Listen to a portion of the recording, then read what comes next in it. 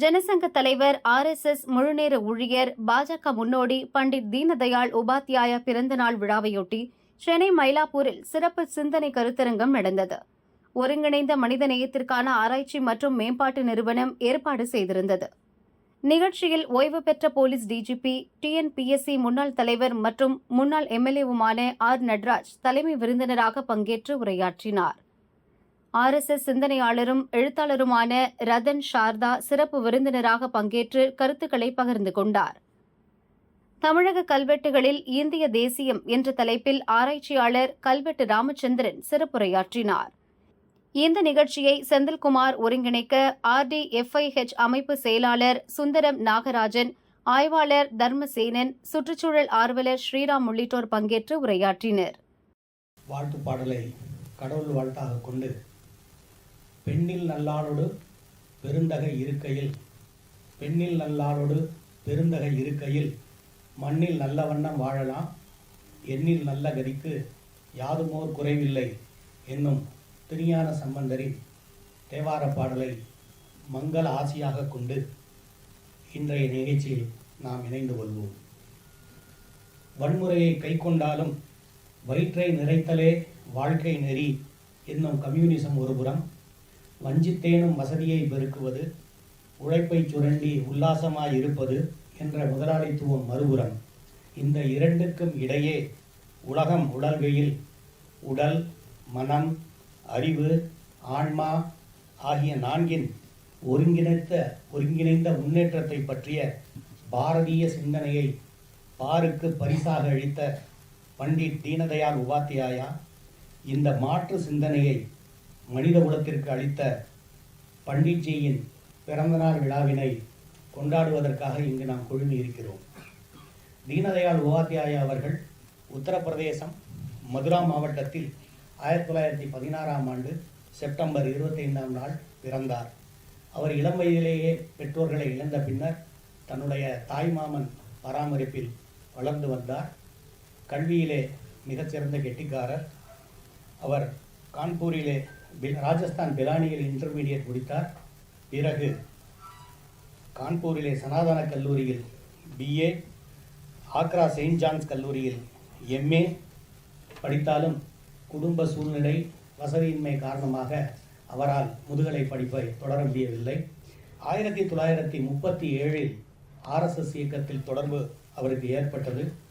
1942இல் சங்கத்தின் முழுநேர ஊழியரானார். ராஷ்டிர தர்மா என்ற இதழையும் அவர் நடத்தி வந்தார். 1951இல் சியாம பிரசாத் முகர்ஜி அவர்கள் பாரதிய ஜனசங்கத்தை தொடங்கிய போது அதில் இணைந்து அதன் பொதுச் செயலாளராக ஆனார்.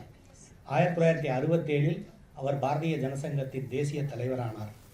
அவருடைய ஒருங்கிணைந்த மனிதநேயம், அதாவது இன்டெகிரல் ஹியூமானிசம் கட்சியின் அடிப்படை கொள்கையாக 1965இல் ஏற்றுக்கொள்ளப்பட்டது. 1968 லக்னோவில் இருந்து பாட்னாவிற்கு புகை வண்டியிலே செல்லுகிற பொழுது முகல் சராய் ரயில் நிலையத்தில் சந்தேகத்திற்கு இடமான வகையில் அவர் கொல்லப்பட்டார். அன்றைய ஆட்சியாளர்கள் அதை சாதாரண திருட்டு வழக்காக முடித்து வைத்தது மிகவும் கொடூரம். சென்ற ஆண்டு அவருடைய பிறந்தநாள் விழாவை நம்முடைய இயக்கம் நடத்திய போது மேதகு ஆளுநர் RN ரவி அவர்கள் கலந்து கொண்டு சிறப்புரையாற்றி நூல்தனையும் வெளியிட்டு நம்மை கௌரவப்படுத்தினார். இன்றைக்கு இந்த நிகழ்ச்சியை நாம் சிறப்புற நடத்துவதற்காக இங்கே குழுமி இருக்கிறோம். இப்பொழுது இந்த நிகழ்ச்சிக்கு வரவேற்புரையை திரு நாகராஜ் அவர்கள் வரவேற்புரையாற்றுவார்கள். திரு நாகராஜ் அவர்கள் RSSஇல் முழுநேர ஊழியராக தமிழ்நாடு மற்றும் நேபாளத்திலே பணி செய்தவர். அதனால் நேபாள் நாகராஜ் என்றால் எல்லாருக்கும் தெரியும். அத்துடன் சென்டர் ஆஃப் பாலிசி ஸ்டடி அது இணைந்து பணியாற்றியவர். இந்த RDFIHல் அமைப்பு செயலாளர் தமிழகத்தின் அமைப்பு செயலாளராகவும் பணிபுரிகிறார். அவர் ஒரு செஃபாலஜிஸ்ட். தேர்தல் கணிப்புகளை கடந்த பொது தேர்தலிலே மிகவும் பிஸியாக இருந்தார். தேர்தல் கணிப்புகளிலே வல்லவர். திரு நாகராஜ் அவர்களை வரவேற்புரை நிகழ்த்த அன்புடன் அழைக்கிறேன். தப்பாக ப்ரெடிக்ஷன் பண்ணுறத ஒரு செஃபாலஜிஸ்ட்னா நான் அதுக்கு முன்னாடி ஒரு அறிமுகம் பண்ணிடுறேன். நம்ம செந்தில் எங்களோட ஸ்டேட் டீமில் ஒரு இம்பார்ட்டண்ட் மெம்பர் அவர் வந்து ஒரு எக்ஸிக்யூட்டிவ் ஒரு மல்டிநேஷ்னலில் entire southern India, in fact whole of இந்தியாவுக்கு அவரோட மார்க்கெட்டிங் அவர் தான் பண்ணிகிட்ருக்கார். அவர் ரொம்ப பிஸியாக இருக்கக்கூடியவர். அதுலேருந்து ஹீ டுக் டைம் அவுட் இந்த நிகழ்ச்சி வந்து நமக்கு இந்த மாதிரி என்ன வேலை இருந்தாலும் சரி, தீன்தயாள்ஜி அப்படின்னு சொன்னால் வரக்கூடிய ஆட்களில் செந்தில் ஒருத்தர். அப்புறம் அவர் வந்து சைவ சித்தாந்தம், பன்னிரு திருமுறை இதெல்லாம் ரொம்ப ஈடுபாடு உண்டு. அதனால் உங்களுக்கு அவர் என்ன ஆரம்பமே வந்து நமக்கு திருமூலர்லேருந்து ஆரம்பித்து அப்புறம் வந்து உங்களுக்கு திருவாசகத்தில் சொன்னீங்களா, அடுத்தது பன்னிரு திருமுறை ஞானசம்பந்தரில் வந்து. அதனால் செந்தில், அதனால தான் நாங்கள் மாஸ்டர் ஆஃப் செரிமனியாக போட்டிருக்கோம் இன்றைக்கி. இந்த விழாவிற்கு இங்கு குழுமி இருக்கின்ற நம்ம பார்வையாளர்கள், நம்ம தீன்தயாள் மேலே ஒரு அக்கறை கொண்டவர்கள், அவர்கள் எல்லாருக்கும் முதல்ல வரவேற்பு செஞ்சுருக்கேன். நமக்கெல்லாம் ரொம்ப அறிமுகமான டாக்டர் நட்ராஜ் சார், நமக்கு நான் ஸ்ரீபால் சாரோட பழகும்போதே அவரை நிறைய தடவை பார்த்துருக்கேன். அவரை நம்ம பொங்கல் விழா கமிட்டிக்கு ரொம்ப வருஷமாக இங்கே பிஹெச்பி விஸ்வ பரிஷத்து வருது, அதுக்கு தலைவராக இருந்து வழிகாட்டி வந்துட்டுருக்கிறவர். அவரோட இன்னொரு முகம் என்ன சொன்னால் ஒரு ட்ரைன்டு மியூசிஷியன், அவர் வயலினிஸ்ட். அவர் அது பல பேருக்கு தெரியாது அது. அப்புறம் அவரோட ஆர்டிக்கிள்ஸ் ரொம்ப நல்லா இருக்கும். நம்மளோட நண்பர் சி கோபாலன் வித்யார்த்தி பரிஷத்துக்கெலாம் ரொம்ப வருஷமாக இருந்தவர். இவரோட ஒரு ஆர்டிக்கிள் த நியூ இண்டியன் எக்ஸ்பிரஸில் கான்ஸ்டிடியூஷன் பற்றி, அதில் வந்து ரொம்ப அழகாக எடுத்து இந்த கேசவானந்த பாரதி கேஸ் அதெல்லாம் எடுத்து எப்படி நாம் வந்து அதை அப்போல்ட் பண்ணணும், இதை மக்கள் இதை எடுத்துகிட்டு போகணும், நம்ம அரசியல் சட்டத்தை எப்படி அதை பின்பற்றி நடக்கணுங்கிறதுக்கு அந்த மாதிரி அது எல்லோரும் படிக்க வேண்டிய ஆர்டிக்கல். நானே அவருக்கு அதில் இந்த சோவனீரில் இருந்ததை நான் அவரை சந்திக்கும் போது தான் கொண்டே கொடுத்தேன் நான் அவருக்கு. ஸோ அவரை இந்த நிகழ்ச்சிக்காக நாங்கள் போய் வரணும்னு கேட்டிருந்த போது எந்தவித தயக்கமும் இல்லாமல் வந்து அவங்க ஒத்துட்டு அதுக்கு வந்திருக்காங்க. அவருக்கு நம்மளுடைய மிக்க நன்றி. அவரை நான் வருக என்று வரவேற்கின்றேன். அதே போல் கல்வெட்டு ராமச்சந்திரன் சார் இருந்தேன். அவரை நான் ஒரு வீடியோவில் பார்த்தேன் சமீபத்தில். எனக்கு பெருசாக தெரியாது, நான் கொஞ்சம் ஹிஸ்ட்ரி பஃப் இருந்தால் கூட எனக்கு அவருக்கு தெரியாது. நகசாமி சார் பற்றி கேள்விப்பட்டிருக்கேன், நடன காசிநாதன் அவரை பற்றி கேள்விப்பட்டிருக்கேன். கல்வெட்டு சார் பற்றி, ராமச்சந்திரன் சார் பற்றி எனக்கு தெரியாது. ஸோ அவர் பார்த்தோன்னா ரொம்ப ஆப்ஜெக்டிவாக பல விஷயங்களை அணுகினார் அந்த இன்டர்வியூவில். எனக்கு இவர் எங்கேயாவது கூப்பிடணுமே அப்படின்னு பார்த்தா கரெக்டாக நம்மளோட தீன்தயாள்ஜியோட வந்தது. நான் அவர்கிட்ட கேட்டேன், ஃபோன் பண்ணி நம்ம நண்பர்கிட்ட நம்பர் வாங்கி, சார் கட்டாயம் வரேன் சார் அப்படின்னு சொல்லிட்டு. எந்த வித ஹெசிடேஷன் இல்லை, அன்றைக்கி எனக்கு வேலை இருக்குது ஒன்று எல்லாம் சொல்லுங்கள், வரேன் சார், எனக்கு பார்த்துட்டு வரேன் சார். அதே போல் நம்ம இந்த நிகழ்ச்சிக்கு வந்து சொல்லணும், நம்ம கூப்பிடுறதா இருந்தது வந்து ஆர்எஸ்எஸோட சகசர்காரிவார் டாக்டர் கிருஷ்ணகோபால் ஜி. அவரை கூப்பிட்டோம். அவர் 27ஆம் தேதி நான் வந்து அயோத்தியாவில் இருக்கேன். அதுக்கப்புறம் யாரை கூப்பிடுறதுன்னு பார்க்கும்போது ரத்தன் சாரதாஜி, நம்ம ஆர்எஸ்எஸ் ஐடலாம், அவரை கூப்பிடணும் அப்படின்னு முடிவு பண்ணோம். ஸோ அவரும் கேட்டுட்டோன்னும் எந்த இதுவும் சொல்ல, நான் ஒரே ஒரு தடவை என்னோடய கேலண்டர் பார்த்துட்டு சொல்கிறேன் அப்படின்னு சொன்னேன். நெக்ஸ்ட் டேயே நான் வந்துடுறேன் அப்படின்னு சொல்லிட்டு. I trust உங்களோட this is your first meeting in Chennai. We have already. So we are also fortunate, he has already been here. So we are fortunate to have Ratan Shardaji also. I welcome Kalvattu Ramachandran sir. So very enlightening. தமிழக கல்வெட்டுகளில் எவ்வளவு ஒரு நுணுக்கமான நமக்கெல்லாம் அறியாத விஷயங்கள் புதைந்து கிடைக்கின்றனன்னு சொல்லிட்டு அவரால், ஆனால் அவர்கிட்ட சொன்ன தலைப்பே சார் இதில் பேச முடியுமா, தமிழக கல்வெட்டுகளில் தேசியம். ஏன்னா இங்கே தேசியம் இல்லை அப்படிங்கிற மாதிரி, இந்திய தேசியம் கிடையாது, நாங்கள் தனிங்கிறது நிறைய நாளாக ஓடிட்டு இருக்கிற ஒரு பொருட்டு. இதுக்கு பண்ண முடியாது, கட்டாயம் பண்ணலாம் சார் இதுக்கு அப்படின்னு சொல்லிட்டு அதுக்கு தயாரிப்போட அவங்க வந்திருக்காங்க. அதுபோல் ரத்தன் சாரதாஜி அவங்க பல புத்தகங்கள் எழுதியிருக்காங்க ஆர்எஸ்எஸ் பற்றி, இன் அண்ட் அவுட் தெரிஞ்சவங்க. ஏன்னா ஃபேன் சார் சின்ன வயசுலேருந்து. அவர்களையும் I welcome Rattan Sharadaji for actually consenting to come and actually enlighten us on this occasion. So and the extreme leftல எங்கள் இயக்கத்துடைய ஒரு முக்கியமான தூண்னா அசையாதுன்னு சொல்லுவாங்க, ஒரு அசையா தூண் அவர் அட்டல். அவர் பேர் டாக்டர் தர்மசேனன்னு பேர். அவரும் ஆர்எஸ்எஸோட ரொம்ப நாளே சுயம் சேவக். அவங்க குடும்பமே சுயம் சேவக். அவங்க அப்பா வந்து தஞ்சாவூர் ஜில்லாவில் பிடிஓவாக இருந்தார், பிளாக் டெவலப்மெண்ட் ஆஃபீஸராக. இருந்தாலும் அவங்க அண்ணன் தம்பி எல்லாரும் அவங்க வீட்டுக்கு எந்த பிரச்சாரம் வேணால் எந்த சமயத்துலையும் போகலாம், சாப்பிடலாம், தங்கலாம், அந்த மாதிரி ஒரு சங்கத்தோட குடும்பம். அவர் வித்யார்த்தி பரிஷத்தோட சென்னை சிட்டி செக்ரட்டரியாக ரொம்ப வருஷம் முழு நேரமாக வேலை பண்ணார், திருச்சியில் வேலை பண்ணார். அப்புறம் வந்து அவர் என்ன ஒரு இது ஆச்சரியம் சொன்னால், தீன்தயாள்ஜியோட ஏகாத்ம மானவ தர்ஷன் பற்றி நான் பிஹெச்டி பண்ணணும்னு முடிவு பண்ணி, அது இங்கே ப்ரொஃபஸர் சம்பத்குமார்னு வந்திருக்கார், பஜேபாஸ் காலேஜ். சம்பத்ஜி அவரோட கைடாக இருந்து தீன்தயாள்ஜி, தமிழ்நாட்டில் தீன்தயாள்ஜி யார் என்னங்க அவர், ஆனால் அதில் பிஹெச்டி பண்ணி அவர் மெட்ராஸ் யூனிவர்சிட்டியில் டாக்டரேட் வாங்கியிருக்கார். ஆல் இண்டியாவில் நான் போய் சொன்னேன் அவங்களுக்கு மெட்ராஸ் யூனிவர்சிட்டியில் ஒரு டாக்டரேட்டா அப்படின்னு சொல்லிட்டு அந்த மாதிரி. சம்பத்குமார்ஜியும் அது போல தான் தொடர்ந்து அவங்க வித்யார்த்தி பரிஷத்தோட ஸ்டேட் பிரசிடெண்ட்டாக இருந்தாங்க. அப்புறம் நிறைய பெரியவங்க இருக்காங்க. இருந்தாலும் எனக்கு தெரிஞ்சு என்னுடைய முன்னோடி வழிகாட்டி ஒருத்தர் இங்கே 2 பேர் 3 பேர் இருக்காங்க. அவங்கள நான் சொல்கிறேன் உங்களுக்கு. ஸ்ரீ சு விஸ்வநாதன்ஜின்னு வந்திருக்காங்க. என்னெல்லாம் வழிகாட்டி வழி நடத்தினவங்க. 50 ஆண்டுகளாக ஆர்எஸ்எஸோட முழுநேர ஊழியராக இருக்காங்க. 50 ஆண்டுகள் அவங்க 50 ஆண்டுகளாக முழுநேர ஊழியராக அவங்க சங்கத்தில் பணிபுரிந்து வராங்க. தமிழ்நாடு ஆர்எஸ்எஸோட ஸ்டேட் ஆர்கனைசிங் செக்ரட்டரியாகவும் இருந்தாங்க. பிராந்த பிரச்சாரக்காரர் இருக்காங்க. இப்போ வந்து என்ன சொன்னால் ஆர்எஸ்எஸோட இன்டலெக்சுவல் ஒரு மூவ்மெண்ட் இருக்குது, பிரக்யா பிரவாஹ் அப்படின்னு சொல்லிட்டு. அதோட இந்த தக்ஷின் க்ஷேத்திரத்தோட பொறுப்பில் இருக்காங்க அவங்க. அவங்களும் நிறைய திறமை வாய்ந்தவங்க, நிறைய காரியகர்த்தர்கள் உருவாக்கிறவங்க, ஒர்க்கர்ஸ் உருவாக்கிறவங்க. கோயம்புத்தூர்லலாம் இருந்தாங்க அவங்க, சென்னையில் இருந்தாங்க. நம்ம சென்னை மாம்பலம் சேர்ந்தவங்க தான் அவங்க. நானும் மாம்பலத்துலேருந்து வரேன். எனக்கெல்லாம் முன்னோடியவங்க. நான் பிரச்சாரக்காக வரத்துக்கு ஒரு 8 வருஷம் முன்னாடி அவங்க வந்தவங்க. அதே போல் நம்ம ராம்மூர்த்திஜி சொல்லிட்டு, ஹரிதா ராம்மூர்த்தின்னு சொல்லுவோம், நமக்கெல்லாம் பழக்கம் உண்டு. அவர் வந்து தீன்தயாள்ஜியை நேராக பார்த்தவர். தீன்தயாள்ஜியை வச்சு பப்ளிக் மீட்டிங் நடத்தினவர், எலெக்ஷன் மீட்டிங் திருச்சியில் நடத்தினவர். ஜனசங்கத்தில் வேலை பார்த்தவர், 3 நேரம் வேலை பார்த்தவர். ராமச்சந்திரன் 77 மத்திய சென்னையில் போட்டிட்டார். அவருக்கு எலெக்ஷன் மேனேஜராக இருந்தவர். மேனேஜராக இருந்துட்டு எலெக்ஷன்லாம் முடிச்சுட்டு கணக்கெல்லாம் போட்டு இத்தனை பைசா இத்தனை ரூபா பாக்கின்னு கொண்டே கொடுத்துருக்காரு. அவர் யாரும் எதிர்பார்க்கறது இல்லையா, எலெக்ஷனில் இருக்கேன் எவ்வளோ சுருட்டலான்னு பாப்பா, நீ வந்து எல்லாம் கணக்கு கொடுத்து எனக்கு திருப்பி கொடுக்குறேன்னு சொல்லிட்டு அந்த மாதிரி ஒரு குடும்பத்துலேருந்து வந்தவர். நம்ம ராமூர்த்தி இப்போ சென்னை ஃப்ரெண்ட்ஸ் ஃபோரம்னு சொல்லிட்டு 25 ஆண்டுகளாக இங்கே ஒரு பப்ளிக் ஒப்பீனியன் ஃபோரம் சென்னையில் இதே மயிலாப்பூரில் நடத்திட்டு இருக்காரு. தொடர்ந்து நடத்துகிறார். மாதம் 2 மீட்டிங் 3 மீட்டிங், எப்படியா இருந்தாலும் மாதம் 1 மீட்டிங்காவது நடக்கும். அந்த மாதிரி தொடர்ந்து அந்த மாதிரி ஆட்கள், அதாவது வந்து நிரந்தரமான வேலைகள் செய்யக்கூடியவங்க, இதில் முழு ஈடுபாடு கொண்டவங்க இருக்காங்க. அதனால் நான் எல்லாரையும் வருக வருக என்று வரவேற்கிறேன். இன்றைய நிலையில் தேசியம் என்று சொல்லக்கூடிய ஒரு கருத்தாக்கத்தை கேள்விக்கு ஆட்படுத்துகிறார்கள்.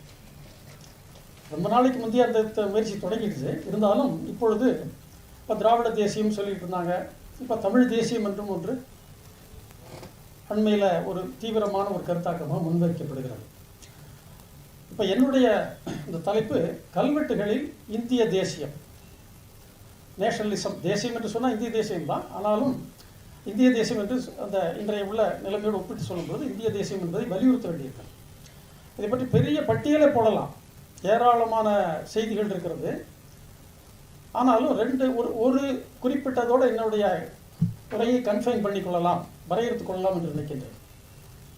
இப்போ ராஜேந்திர சோழன் நமக்கு எல்லாருக்கும் அறிமுகமான ஒரு வரலாற்றில் அறிமுகமான ஒரு நாயகன், வீரநாயகன், கங்கை கொண்ட சோழன்.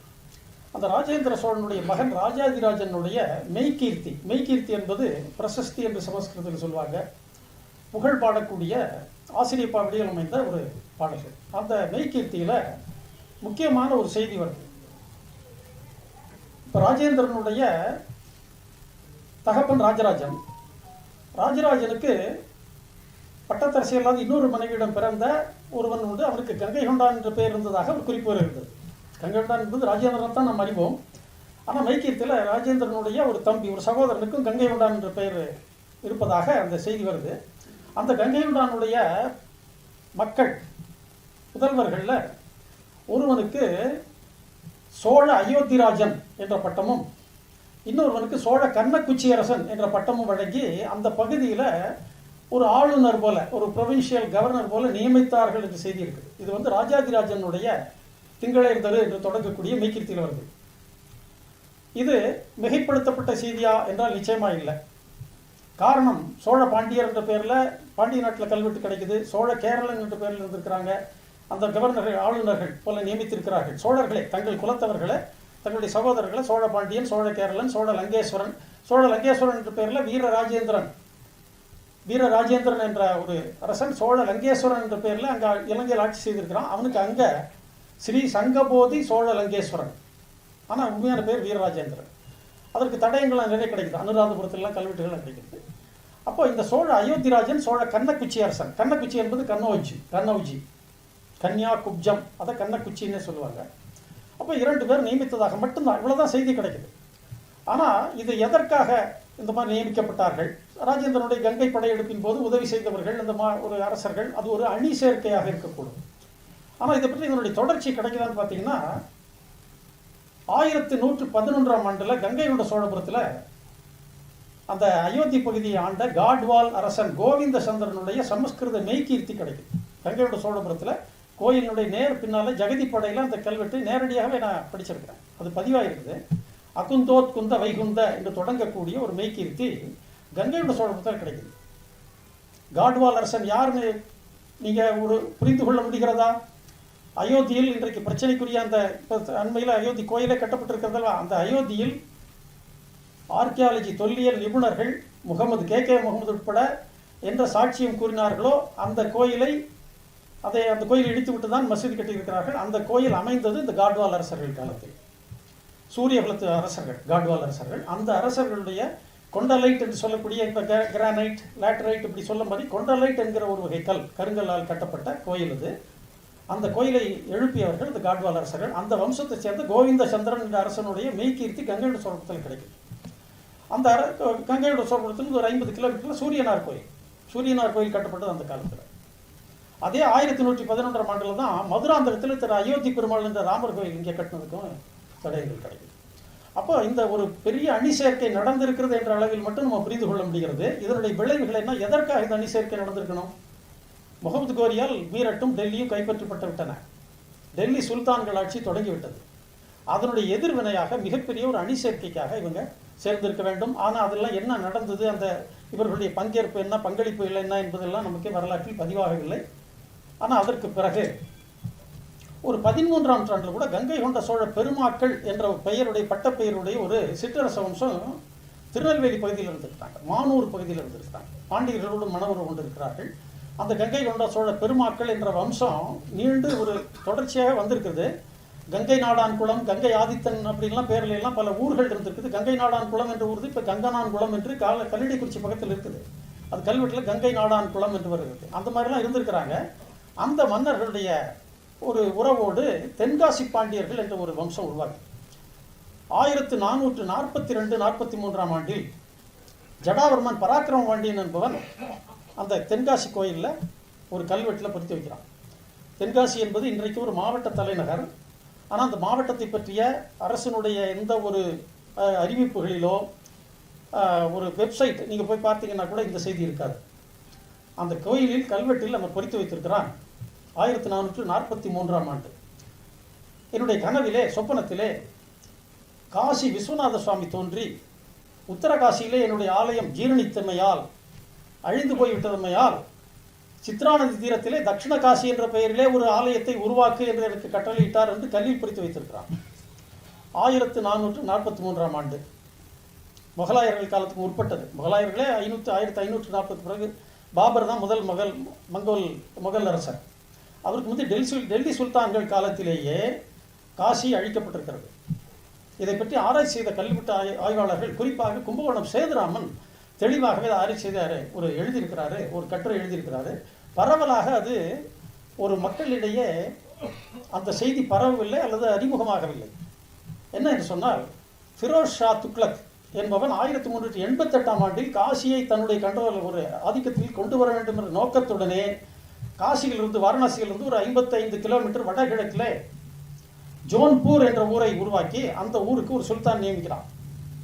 அவனுடைய வம்சத்திலே 1402ஆம் ஆண்டு முபாரக் ஷா என்பவனும் 1402க்கு பிறகு இப்ராஹிம் ஷா என்பவரும் ஆண்ட போது தான் இந்த காசி கோயில் இடிக்கப்பட்டிருக்கிறது.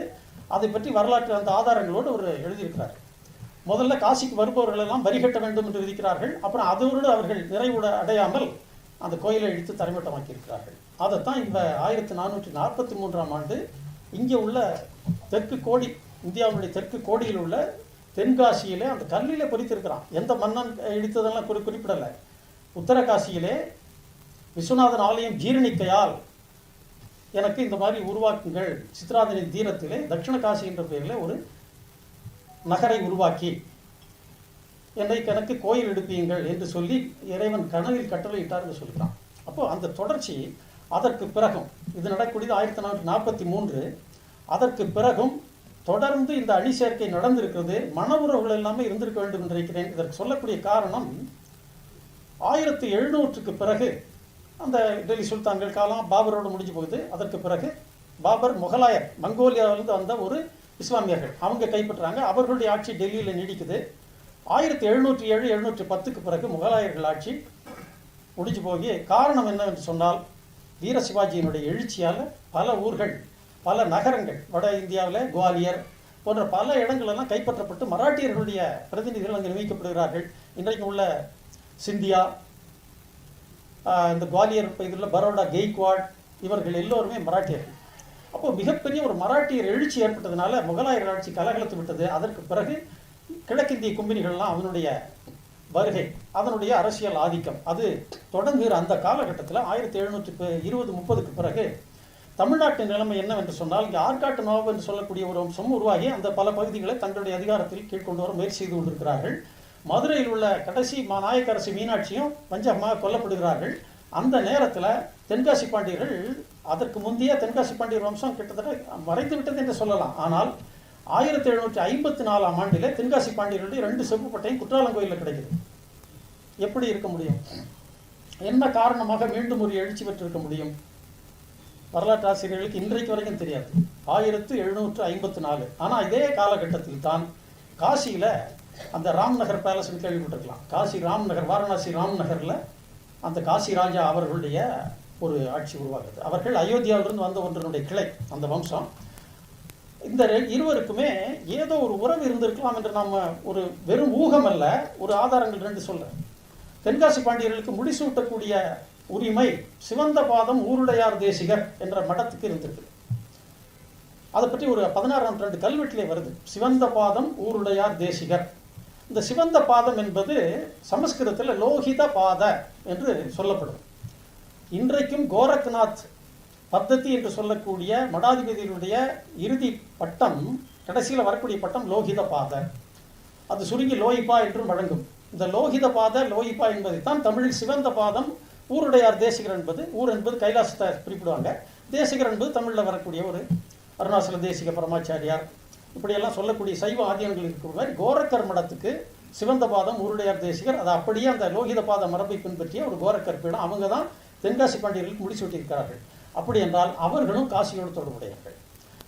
அது மட்டும் அல்ல, பாண்டியர்களுடைய சின்னம் என்பது இரட்டை மீன். இதே சின்னம் தான் காசிராஜாவுக்கு அந்த ராம்நகர் பேலஸில் இன்னைக்கும் பார்க்கலாம். உத்தரப்பிரதேசனுடைய சின்னமாகவே ஏற்றுக்கொள்ளப்பட்டிருக்கிறது இரட்டை மீன். அப்போ இவ்வளவு நெருங்கிய தொடர்பு 1754 ஏற்பட்டிருக்கணும்னா ஏதோ பெரிய ஒரு அரசியல் அணி சேர்க்கை மீண்டும் நடந்திருக்க வேண்டும். இதற்கு காரணமே வீர சிவாஜியினுடைய எழுச்சி தான். காரணம் என்னவென்றால் காசியில் அந்த காலத்தை ஒட்டி தான் அஹல்யாபாய் ஹோல்கர் அவர்கள் ஒரு கோயில் கட்டுறாங்க. காசியில் முதன்மையான கட்டம் அந்த இதில் கட்டுறாங்க. அப்போ இவ்வளோ பெரிய ஒரு எழுச்சி நடந்திருக்கிறது. ஆனால் வரலாற்றில் இதை பற்றி சரியான பதிவுகள் இல்லை. அப்போ இதெல்லாம் மீண்டும் நம்ம மிகப்பெரிய ஒரு ஆராய்ச்சி இதற்கு நடத்தப்பட வேண்டும், அகழ்வாராய்ச்சியில் நடத்தப்பட வேண்டும். பல குலங்கள் கிட்ட ஒரே ஒரு செய்தி மட்டும் சொல்கிறேன். இந்த பாண்டியருடைய கடைசி பாண்டியனுடைய பட்டம் குலசேகர தேவ தீட்சிதர். எதற்கு இந்த தீட்சிதர் என்ற பட்டம்? யஜ்யம் பண்ணால் தீட்சிதர் பட்டம் போடுவது உண்டு. ஆனால் இந்த அரசனுக்கு தீட்சிதர் என்று போடக்கூடிய பட்டத்தை பார்க்கும்போது தான் அந்த காசி அரசர்களுக்கே பூமிஹார் பிராமணர் என்ற அவர்கள் தங்களை உரிமை கோருகிறார்கள். அப்போ அவர்களுக்கும் இவர்களுக்கும் மனவுறு வரைக்கும் இருந்திருக்க முடியும், அணி சேர்க்கை நடந்திருக்க முடியும். ஆனால் இதையெல்லாம் வரலாற்றிலே இது ஆராய்ச்சி செய்யப்படவில்லை. ஒரே ஒருவர் கும்பகோணம் சேதுராமன் அவர் ஆராய்ச்சி செய்து எழுதியிருக்கிறார். மக்களிடையே அறிஞர்கள் மத்தியில் கூட இது இன்றமும் அறிமுகமாக இல்லை. அப்போ இந்த ஒரு குறிப்பாகத்தான் இதை இந்திய தேசியத்துக்கு சோழர்களும் பாண்டியர்களும் அயோத்தி, மதுரா, காசி, மதுராதனுடைய பேர் தான் மதுரை. மதுரை காஞ்சி என்பது சங்க இலக்கியம். அதனால மதுரை என்ற பெயர் கற்பனையானதல்ல. அந்த மதுராவோடு தொடர்புடையதான் அந்த மதுரை. கல்வெட்டு ஆதாரம் இருக்குது. கிமு 2ஆம் நூற்றாண்டிலேயே மதுரை பற்றிய பிராமி கல்வெட்டுகளில் மதுரை என்ற ஊர் பெயர் வந்துடுது. சங்க இலக்கியம் மதுரை காஞ்சி வருகிறது. அப்படி என்று சொல்லும்போது மதுரையை பற்றி இப்போதைய கல்வெட்டுகளில் அயோத்திக்கும் காசிக்கும் தமிழ்நாட்டுக்கும் இருந்த தொடர்பு, குறிப்பாக சோழ பாண்டிய அரசர்களுக்கு நீண்ட நெடுங்காலமாக இருந்த தொடர்பு பற்றி எவ்வளவு ஆராய்ச்சி செய்யப்பட வேண்டி இருக்கிறது. அதை குறிப்பிடுவதற்காக தான் சுருக்கமாக சொன்னேன். ஒரே ஒரு செய்தி. அந்த 16ஆம் நூற்றாண்டில் மானூர் கங்கைகொண்டான் என்ற ஊருக்கு பக்கத்தில் திருநெல்வேலி பக்கம் மானூரில் ஒரு அரசன் சுந்தரபாண்டியன் என்று அவன் ஒரு பட்டம் போடுறான். கட்சிக்கு வாச்சான் கங்கைக்கு வாயாதான். இந்த பட்டத்துக்கு பொருள் என்னவென்றால், வாய்த்தல் என்றால் வந்து வாச்சான் அப்படின்னு சொல்றது உண்டு. கணவனாக வாய்த்தவன், கொண்டவனாக வாய்த்தவன். கங்கை கொண்டான் என்றால் கங்கையை மனைவியாக கொண்டவன் என்றுதான் பொருள். அரசர்கள் நதியையும் மண்ணையும் மனைவியாக கருதினார்கள். அதுபோல காஞ்சி என்ற ஊருக்கு இவன் காவலனாக கணவனாக வாய்த்தான் இந்த அரசன். அதனால் காஞ்சி கட்சி காப்பாற்றப்பட்டு விட்டது. கங்கைக்கு காசிக்கு இவன் வாய்க்கவில்லை, அதனால் கைப்பற்றப்பட்டு விட்டது என்று பொருள். இது 16ஆம் நூற்றாண்டில் மானூர் கங்கையுண்டானில் கல்வெட்டில் சுந்தரபாண்டியன் என்ற 16ஆம் நூற்றாண்டு மன்னனுக்கு உள்ள பட்டம் கட்சிக்கு வாய்ச்சான் கங்கைக்கு வாயாதான். அப்படி என்று சொன்னால் கங்கையோடும் காசியோடும் எந்த அளவுக்கு அவர்கள், காசிராஜன் என்ற பெயர், கங்கை ஆதித்தன் என்ற பெயர்லாம் இன்றைக்கும் தென் மாவட்டத்தில் சர்வசாதாரணமாக இருக்கும். அந்த அளவுக்கு உணர்வுபூர்வமான ஒரு அணுக்கமாக இருந்திருக்கிறார்கள். அது மட்டும் இல்லாமல் யதார்த்த மட்டத்திலேயே ஒரு பிராக்டிக்கல் லெவலில் கூட அவர்கள் மன உறவுகள், கூட்டணிகள் இப்படியெல்லாம் அமைத்திருக்கிறார்கள். இந்த ஒன்றே போதும் எந்த அளவிற்கு இந்திய தேசியம் என்பது அவ்வளவு எளிதாகவெல்லாம் உடைக்க முடியாது என்பதற்கு இதையெல்லாம் தான் ஆதாரம். இதை மட்டும் பேசுவதற்காகத்தான் நீங்கள் வந்திருக்கிறேன். பொறுமையாக கேட்டதுக்கு என்னை பற்றி ஒரு நல்ல அறிமுகம் சொன்னாங்க. அதுக்காக மனமார்ந்த நன்றியை தெரிவித்துக்கிறேன். செல்வமிக்க இந்த விழாவிற்கு என்னை அழைத்தமைக்கு திரு நாகராஜன் அவர்களுக்கு என்னுடைய இதயமான நன்றியை தெரிவித்துக் கொள்கிறேன். இதற்கு முன்பு மிக சிறப்பாக பேசிய கல்வெட்டு திரு ராமச்சந்திரன் அவர்களே, அடுத்து நம்மிடம் கருத்துக்களை பரிமாறக்கூடிய டாக்டர் ரத்தன் சாரதா அவர்களே, திரு செந்தில் அவர்களே,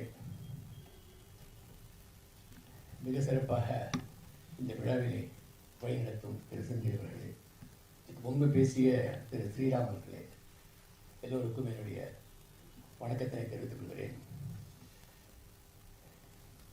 ஒவ்வொரு நிகழ்ச்சி போகும்பொழுதும் புதிதாக ஒன்றை நான் கற்றுக்கொள்கிறேன். அந்த விதத்தில் இந்த நிகழ்ச்சி இன்டெக்ரல் ஹியூமனிசம் என்ற ஒரு சித்தாந்தத்தை உருவாக்கிய தலைவர் பற்றிய ஒரு புரிதலை, தீனதயாளை பற்றிய ஒரு புரிதலை எனக்கு ஏற்படுத்தியதற்கு திரு நாகராஜன் அவர்களுக்கும் இந்த அமைப்பிற்கும் என்னுடைய நன்றியை தெரிவித்துக் கொள்கிறேன். திரு தீனதயாள் அவர்கள் எந்த அளவிற்கு இந்தியாவை நேசித்தார்கள், ஒரு கஷ்டமான ஒரு சூழலில் இந்தியா இருந்தபொழுது எப்படி ஒரு சீரிய சிந்தனையோடு எப்படி நமது நாட்டிற்கு எது நல்லது என்பதை ஒரு சிந்தித்து அதனை அந்த ஒரு சித்தாந்தத்தை நமக்கு இந்தியாவிற்கு அளித்து ஒரு மிகப்பெரிய ஒரு இயக்கத்தை உருவாக்கினார்கள். அவர் உருவாக்கிய அந்த மாற்று சிந்தனை, அதில் முக்கியம் ஆன்மீகம், அப்புறம் தேசியத்தை பற்றி மிக தமிழ் தேசியம் எப்படி இந்திய தேசியம் தமிழ் தேசியத்தோடு ஒன்றி இருக்கிறது என்பதை பற்றி திரு ராமச்சந்திரன் அவர்கள் கூறினார்கள். இவர் மிகப்பெரிய ஜாம்பவான்களாகிய சிந்தனைவாதிகள், தலைவர்கள் இந்தியாவில் இருந்திருக்கிறார்கள். அதில் இந்தியாவை இணைத்தவர்களில் ஆதிசங்கரர் ஒருவர். இந்தியா பாரதம் என்று ஒரு நாடு, ஒரு அமைப்பு, ஒரு இயக்கம் இருக்கிறது என்பதை நமக்கு உணர்த்தியவர் ஆதிசங்கரர். எப்படி கால்நடையிலிருந்து எல்லா இடங்களுக்கும் சென்று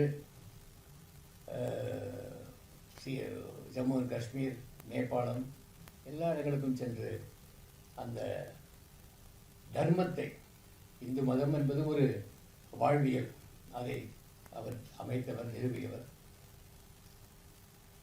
ஆன்மீகவாதி. அதே போல தேசியவாதி சாணக்கியர் என்கிறார் தீனதயாள். இந்த இரு தலைவர்கள், சங்கராச்சாரியார், ஆதிசங்கரர், சாணக்கியர், இவர்கள்தான் இந்தியாவிற்கு ஒரு அடித்தளம், பாரத தேசத்திற்கு ஒரு அடித்தளம் வகுத்தார்கள் என்று அவர் அழகாக கூறுகிறார். இந்த டெவலப்மெண்ட் என்று கூறுகிறோம், வளர்ச்சி, அது விராட் என்று ஒரு வீர எழுச்சியாக இருக்க வேண்டும் என்று அவர் பதித்திருக்கிறார். அது மிக மிக முக்கியம். எதை செய்யுமோ ஆத்மார்த்தமாக முழு ஈடுபாடுடன் செய்ய வேண்டும். அதுதான் முக்கியம்.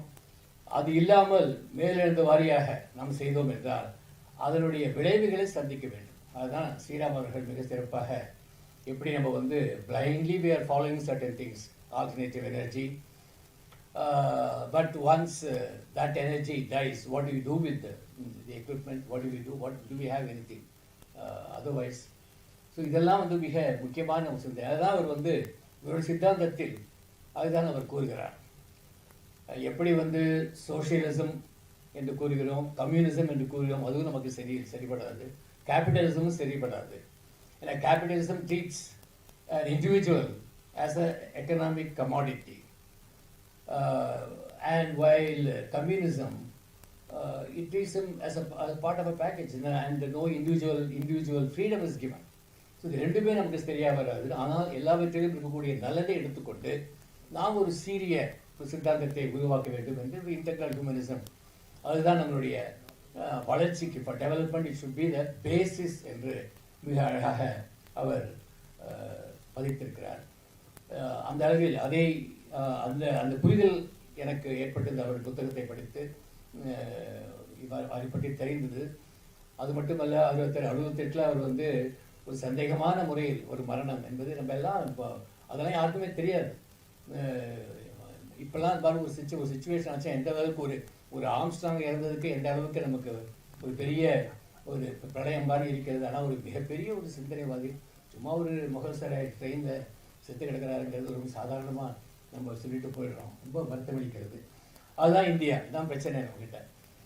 ஆனால் அதற்கு பிறகு மிக சிறப்பாக அதனை எடுத்து சென்று ஒரு இயக்கம், ஒரு மாற்று இயக்கம் இந்தியாவில் உருவானது என்பது அது நம்மை பிரமிக்க வைக்கிறது. எப்படி ஒரு தனி மனிதன் இவ்வாறு செய்ய முடியும் என்பது அது எல்லோருக்கும் ஒரு படிப்பினையாக இருக்க வேண்டும். அது இளைஞர்களுக்கு தெரிய வேண்டும்.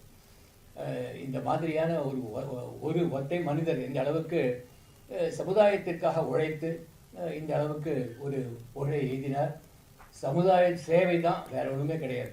மாணவ Seva, that's the only goal, nothing else அப்படிங்கிற மாதிரி அவர் வந்து தன்னுடைய வாழ்க்கையை அவர் நடத்தினார். அதற்கு பிறகு எவ்வாறு அந்த இயக்கங்கள் மாறி ஒரு அளவுக்கு வந்தது என்பதை பற்றி நான் பார்க்கிறேன். அதான் அவருடைய இது வந்து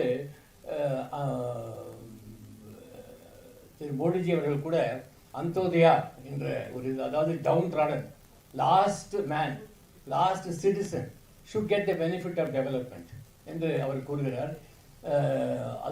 அதை வந்து முன்னிறுத்தியவர் திரு தீனதயாள் அவர்கள். அதுதான் நம்மளுடைய framers of our constitution also. In directive principles of state policy, they have said all these things, or whatever he has visualized, all those things are there in the directive principles of state policy, where it should be how the governance should be implemented, how the governance should take shape. That has been said in the directive principles of state policy. If you take the preamble of the Constitution, 65 words are there at the preamble to the Constitution. Why I am saying about the preamble to the Constitution? Because of the mischief that was made in 1976. So the preamble to the Constitution, 65 words, it does not say anything about anything else. Life, liberty and equality and social justice. That is the basis of this Constitution, and the people give unto themselves this Constitution. That's what it says. But 1976, the socialist republic and secularism were two words which were added in 1976. In fact, after that, in many of the Congress-ruled states, they said the preamble to the Constitution should be recited in all schools. Should be recited in all schools by the children. அது ஒன்று ஒரு இதுவாக போட்டாங்க. ஆனால் what is more important is the duties of a citizen. That is also enshrined in the Constitution, 51A of the Constitution. Very clearly it says what are the duties of a citizen. But we never bother. We only talk about our rights, but never talk about our duties. So they very clearly said in this duties: respect to national flag, respect to national leaders, people who gave independence, who fought for our independence, respect to them. And respect to women, respect to public property, abjuring violence, and having empathy for all the living creatures, environment protection. All these are all the duties which are listed out in 51A, Article 51A of the Constitution. And this is the one which we should say in all wherever I go, when I was MLA or even earlier, wherever I go and address students, I should tell them that focus on this, and tell the college authorities also this should be recited. The duty should be recited. If that is there, we will not have the kind of problems we have in the country, the way the youngsters are behaving, the way we have the women are harassed. So these are all issues which are taking place. So what is important is the focus on certain important issues that we don't, and how the fundamental rights are very important. So how in Keshwan Bharati case, Nani Palkiwala is a gift to the country. It's a gift to the country. And what a luminary he was, that he took up this case from a vague mud chief from Kerala, Keshavan. His case, his dispute, he took it up. And it became a very big case to ensure that fundamental rights are protected. Article Part 3 of the Constitution, fundamental rights are protected. And one should go through it is available in the net, his arguments, what are the arguments which he gives. It's all it's a revelation. And he says that India is like a donkey. It does not know the value of things which is carrying, because a donkey carrying the gold, it will not know the value of the gold which it is carrying. So we are like that, and he says that there will be such a country with such a tradition, such a culture, and a hoary past. We never think of on those lines, but we are just carrying on. As he says that so many things are there, but we are not aware of these things.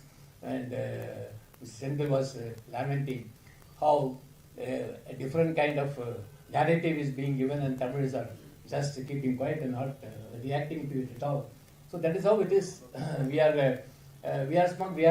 இன்னும் அதுக்கு வந்து அவங்க கிளியராக பண்ணிட்டாங்க. ஏன்னா நிறைய இடத்துல இப்போ டாஸ்மாக் கடை வந்துடுச்சு, பிரச்சனையே கிடையாது, எல்லாரும் தண்ணி போட்டு உட்காந்துருக்காங்க. So this is the problem, because this is one state where so much of facility is given for drinking. I don't think I have traveled all over the country.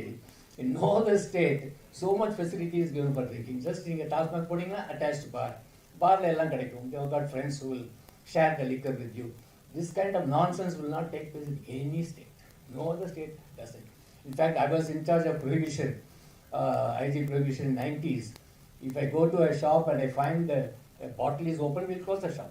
There's no question. And if we find anybody drinking in public, we'll immediately it will be covered up. But we don't do this kind of thing now. Everywhere you go to a park, people are just drinking. So that kind of situation has now come, and people say that the students are drinking. So now our focus is on improving the revenue of Tasmania. So when the whole country or whole state is inebriated, where is the question? I'm thinking about other issues. So that is how it is. So the kind of development which we have achieved, we are also not aware.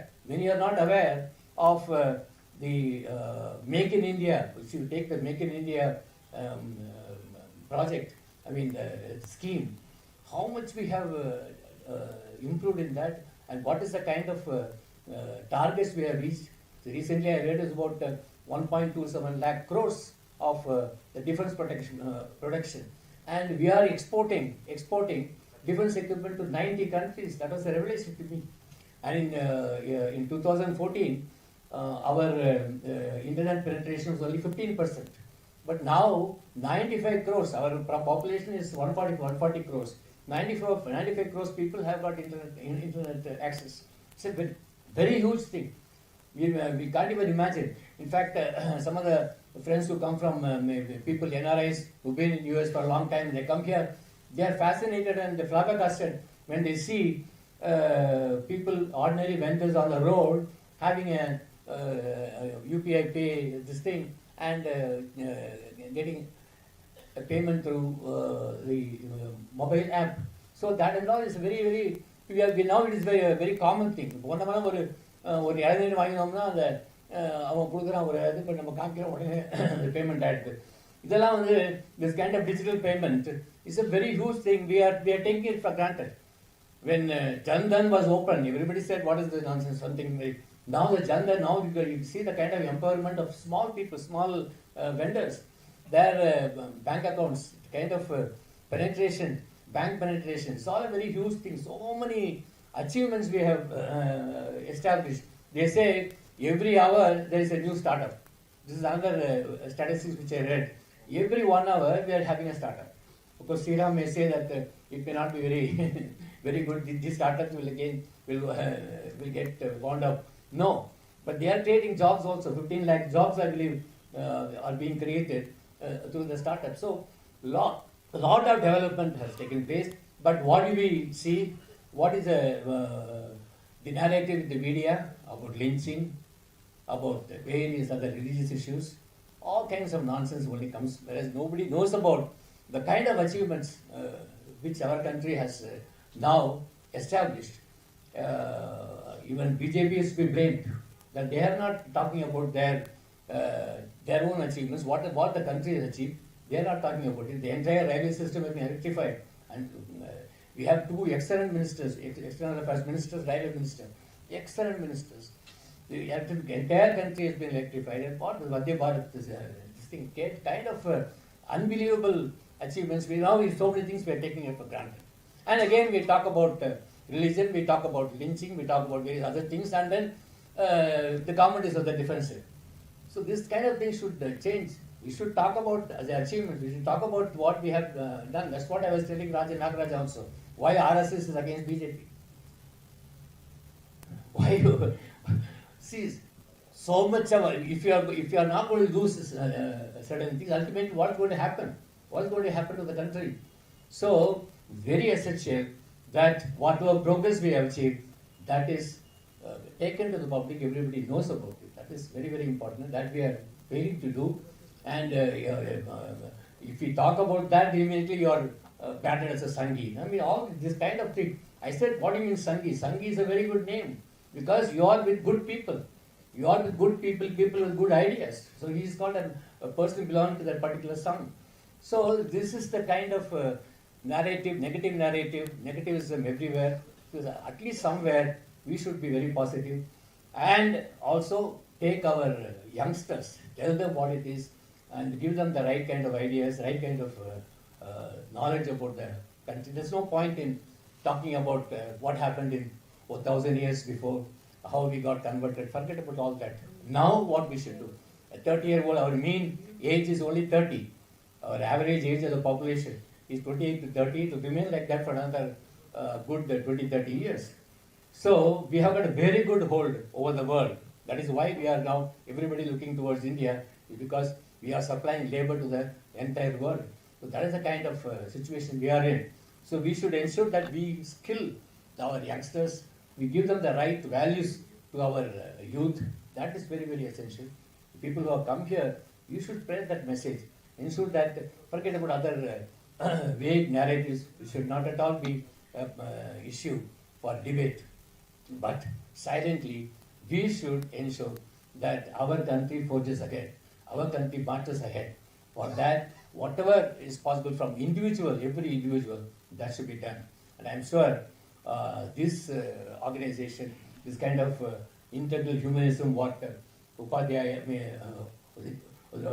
Deendayal ji, he propounded, that is taken to the people, and I'm very happy that research has been done on him. And in fact, our honorable governor used to lament that if you want to get a PhD, sure shot, you have a dividend leaders, you who do a PhD, you will definitely get a PhD. So nobody does. So in fact, about 90%, I was member of the Senate, the university. So when you want approval for a many of the papers which they published, which they for the PhD, the subject is always about Dravidian leaders. So you sure shot you will get a PhD, the doctorate. So I am very happy Professor Sampath Kumar has guided you and you got the PhD. I am sure more such things should come. So we should know about what is happening. நம்ம கிணத்து தமிழ மாதிரி இருக்கும். அந்த மாதிரி தான் ஹிந்தி படிக்கக்கூடாது, இங்கே ஏறு, தமிழ்நாட்டில் ஏறு, நான் மட்டும் மேலே போயிட்டு இருக்கேன், அப்படி நடந்துருக்குது. That should stop. That should be put an end to that. It is time that middle class, lower middle class, they all go and vote. They should go and vote. They are not voting. That's the whole problem. So in Mylapore itself, the percentage of voting is 55, 50. How will people like us win? Impossible. Because the committed vote comes from some other place. They all 90%, 95% people vote. So whereas we are just I don't believe in politics. I don't believe in everybody is corrupt. Everybody is like this. We keep saying like this. Ultimately, what happens? Somebody else comes and then that's the end of it. Then you start lamenting, oh, things are not good. This is what is happening.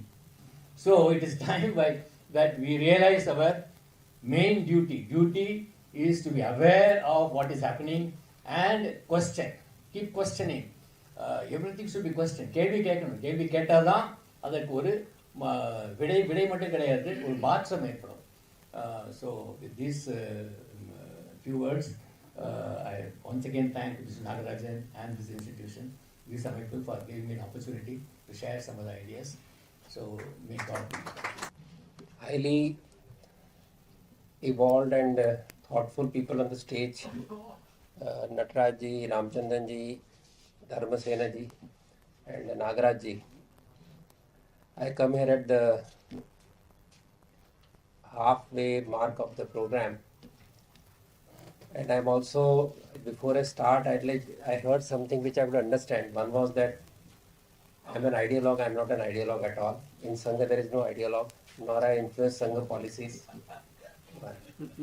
Secondly, I heard the word that why RSS is fighting BJP. I'm sorry to say I've been defending BJP for the last 11 years on TV, in articles, everywhere. So no, RSS is not fighting BJP. BJP is fighting within itself.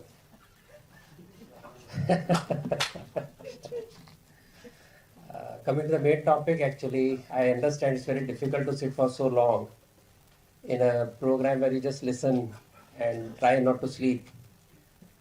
So though I prepared for 1 hour speech, understanding the time limitation, I'll try to cut corners and do it in 30 minutes. And also, I always look forward to question answer. So by reducing my speaking time, I would like to find some time for question answer.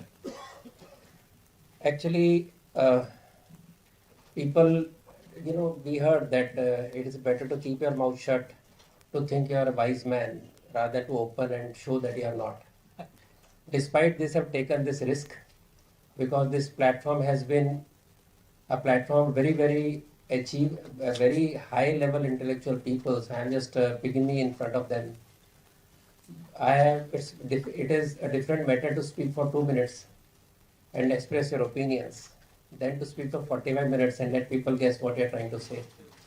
But then I took it up because I have always been critical that integral humanism or Ekatma Manav Darshan, it is not ism, it's a darshan or philosophy, has been expounded a lot, talked a lot, but its practical implementation on the ground is something on which we have not really come up with many solutions, very models. Having said that, I thought this is the platform where I could perhaps elaborate the topic further, so I've taken the challenge. I hope I don't fail you. And I will first give a perspective. Marx and Engels presented communism in 1867 as a utopia. Though they misread the dialectics of the period, they gained huge following, and in 1917 Russian Bolshevik Revolution took place. Comintern was formed in 1919. Despite the inherent weakness of Marxism and communism, China also had a revolution in 1949. So within 40 years, fans of Marxian thought tried on the ground, interpreting the communist ideas on the ground. It was miserable. Millions of people lost their lives. Millions of people had a horrible life. And they lost their lives because they thought they could not understand what Lenin or Marx or Mao wanted to say. Despite this, it was theory that this thing was not working out. In the meanwhile, neo-Marxian Gramsci left behind his own interpretation of Marxian thought. Interpretation of the history and culture upside down. He had a totally different interpretation of the idea of what Marx said, and he turned the whole idea upside down. He was imprisoned in 1926. He was in jail till he died in 1937. But his ideas, which were about 3,000 pages, were revolutionary in the sense they changed the entire complexion of the coming times in how the intellectual discourse or academic discourse will happen, how politics will change. And this discovery, which was done in 1937, converted to cultural studies in Birmingham School in UK in 1964. It came to India by 1980. Now look at the way things are moving. Parallel at the same time, in 1965, Deendayal Upadhyaya expounded the theory of integral humanism, or Ekad Manav Darshan. Unfortunately, he died within a year of expounding that particular theory. But this theory had a very long background of successful Indian model of Arthashastra. It was not written in vacuum like what Marx and Engels had done or what Gramsci had said. But having said that, there were people who expounded the idea. Dattopant Thengdiji, one of the best minds in Sangha forever. And there was Dr. Bokhare, who was a communist turned Hindutva economist, who wrote Hindu economics. So then Dattopantji went a step ahead, also introduced Swadeshi Jagran Manch in 1993 to to resist globalization the way it was. Now, having done all this, still we didn't have enough of models that was done. Then there came Ravindra Mahajanji with his book on National Policy Studies, Center for Integral Studies and Research, and he took out a book with his friends in 2013, explaining at length on every aspect of integral life of a society, what can be done in what segment. And he covered a very long list of items, for example. So, before we get into that, I'd like to start where actually this idea of integral humanism started. It started with the RSS prayer, where we say, Param Vaibhavanne Tume Tattva Rashram. So what is that Param Vaibhav? What is this, prosperity we talk about? So from that, Guruji said that we have to define it, we have to work on it. And see, Communist Party talked about stateless society. Marx talked about 3 stages: dictatorship of proletariat, then he talked about revolution, dictatorship of proletariat, then he said dissolution of or withering of the state. He never explained in the detail. But this utopia didn't work. He did not define it. And he said that why should we define what is going to be, how it is going to be implemented? Because communists of today, what they talk about future will not be listened to by the communists of coming ages. So I don't want to define what utopia would be. That means he had no model. So though I am talking a lack of blueprint of integral humanism, there is no blueprint for communist also. So when we talk of Param Vaibhav, we are not talking of just desires of earth and kama.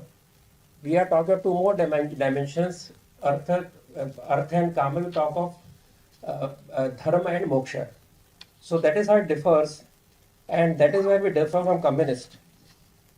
Both capitalism talk about physical well-being, material well-being of the human being, but they don't talk about the other 2 dimensions.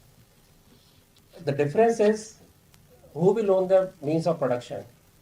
While communists say that state will control, which means a few leaders of Communist Party will control the means of production, capitalists said private citizen will own the means of production, and we will only see to it that he or she does their work with full liberty, law protecting all the rights. Now from there on, if you see, Dattopantji also notes the fallacy of Marx. He says the precondition of Marx was that the capitalist industrial society must come before communism is brought in, because communism cannot prosper in a poor country, and all the third countries are poor. So when you have revolution in third world countries, you're actually distributing poverty, not wealth. And today we are trying to do that through freebies, so it doesn't work. And Guruji then persuaded Deendayal Upadhyaya to look at it. I will not get into the details because all of you who are here, we have masters of Deendayal Upadhyaya. And it's like, student trying to teach principles about what is integral humanism. And looking at the people who clap very gently, it seems most of you are swayamsevaks. So we also read enough of Deendayal Upadhyaya. So I will not go through the detail of how it was defined, what was defined. I will leave it to your understanding. But Guruji's one sentence which talked about Sahasra Shisha Purush Shastraksha, Sahasra Patar, which is written in Rigved, which means he looked at the Samaj as a Virat Purush, where all of us are part of that Virat Purush and connected to each other. From there he went ahead to define what is integral humanism. In fact, asked Deendayalji to work on it. So I will leave that aside, but I will come to a particular stage where Guruji talked about integral humanism at length in 1972 in Thane, his last meeting in Mumbai. So I am just giving those points which Dattopantji noted from that particular lecture. All the basic needs of every citizen should be satisfied. This I am talking about what integral humanism should be in practice. Point 2 is that accumulate wealth, but its purpose should be to serve the society, that is manifestation of Paramatma. Therefore, use it to the minimum for self. To keep more than what is required is kind of theft from the society. Where he talked about Tena Taktena Bhunjita, you take what you have, but don't try to accumulate more. We are trusted of the society. If we understand this, we can serve the society well. There should be a limit to how much an individual can accumulate. No person has a right to profit from exploitation of his fellow beings. He goes on to say, when crores of people are hungry, then exhibitionist waste of money is a sin. Consumerism is against Hindu Samskriti. Our theme should be maximum production and ethical, equitable distribution. Employment and underemployment should be ended on war footing. Therefore, we should try to create more employment and not go for capital-intensive plants. Industrialization is very important, but we should not follow this blindly like the West. We should milk the nature, not exploit it. We should nurture the nature and balance its use. We have responsibility for the coming generations.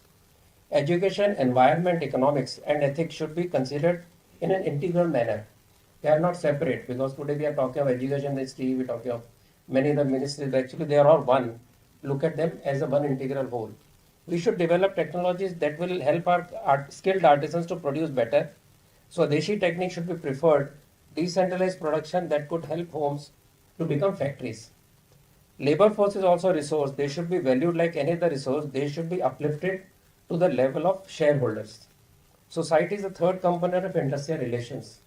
So consumer interests are as important as national interests from economic point of view. There should be no strict law about ownership pattern of the industry. It could be any type, individual company, state ownership, joint ownership, depending on the industry. Any economic structure is fine as long as it is aligned to dharma. But no structure is good for society if the people are not aligned to national good. For us, there is no conflict or struggle between the individual and the society. Our principle is harmony, cooperation. This sanskara that nation and us are integral and integrated is the basis of any socio-economic structure. Then Dattopantji adds some of the points to guide this further. What I am quoting is from third way and from Guruji. Now Dattopant says, we are ancient nation that has wealth of heritage of Samskriti, that has rich language like Sanskrit. We do not have to loan words from the West. Now this is conceptual thinking which has very deep meaning. Western thinkers and disciples in Bharat think that every nation will go through the same sequence of development through which the Western world has passed. This is not true. Every nation will have some solution is a wrong idea. Gurudev Rabindranath Tagore has noted that God has given each nation different question papers. Therefore, we should not copy others blindly. All the nations have to find their own answers. We do not believe that Western view is the best view of the development and growth. We do not believe that to be Western is to be modern. Then he says this is also not true that everything that is happening in the West is bad. Truth has no caste or class or nationality. We will have to evaluate their knowledge and tradition and adopt those ideas with changes that suit as per our requirements. We will have to mold Western ideas as per knowledge, our knowledge traditions. Injustice, inequality, and exploitation can be spoken in our own words. Depending on the words, from where the words come, they carry psychological legacy, so they carry different messages. So look at the depth at which Dattoppanji expounded this idea. We have full faith in our Sanskriti that we can find solutions to our mankind's problems. Today it may look ridiculous, but we can say this humbly that we can find our own solutions. He said this in somewhere in 80s because the book was published in 1995. And then he quotes Pandit Deendayal Upadhyaya, who says that actually in Ekatma Jivan Darshan is based on Sanatan Dharma. We have confidence that we can create our own socio-economic systems. So from there on, I'll move on to further as I go. I have quoted many things here, but I'll leave it because of the lack of time. But Dharampalji, through his research, has proven that we were the wealthiest country in the world because we were scientifically conscious, energetic, spiritually rich. We had decentralized social and economic systems in place. Wealth distribution was more equitable because of collective strength and distribution of wealth through traders, guilds, and excellent logistics from producing by the artisans to the mouth of the ports and other parts of the country. I read somewhere that once there was about a month's traffic jam in Bharat because of the traffic on the roads from south to north or from north to ports of Mumbai and south. So this is how big the business was at that time. And as I move further, inspiration behind this entire discussion is Swadeshi thinking and working on the base of Swa. Our selfhood as Indians or Bharatiyas, Swadeshi system, Swadeshi thinking, Swadeshi industries, Swadeshi technologies, and we can be equal to anywhere in the world with anybody. Then Deendayalji says very clearly, no policy, no idea is permanent or unchangeable. Directions are permanent, policies are not. They are reinterpreted based on prevailing situation in the society. Now, I'll come to how these ideas have been further improved upon by many of the thinkers. Third way, of course, Dattoppan's book is already there. Then I talked about Ravindra Mahachand's and his team's Center for Integral Studies and Research National Policy Papers. So these papers cover every kind of, because it is integral humanism talking about. So in the book, he writes about social sustenance, development, education policy, economic policies, agriculture policies, national policy for science, technology, national policy for governance, land use policy, land acquisition, resettlement, and national policy of cooperatives, full employment, labor policy, national security policy, and foreign policy. The study stresses on cooperative industrial ecosystem similar to guild system that we had when we ruled the global economy. And if you see, the book was published in 2013. Modi ji had not yet come to power. So if he were clever like any leftist author and his team, they would have claimed that Modi is copying their ideas and implementing in new economy in the last 10 years. But we are Sanghi people who don't claim credit.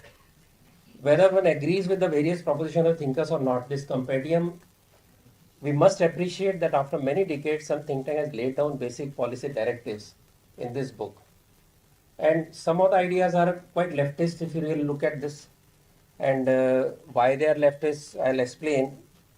I many times say that actually we should not divide our ideas in Bharat, leftists and rightists, because we are very different. And the reason is we are a unique civilization. Culturally we are dharmic, we are not right-wing. Because by the right-wing mean people who are extremists, who are exclusivists.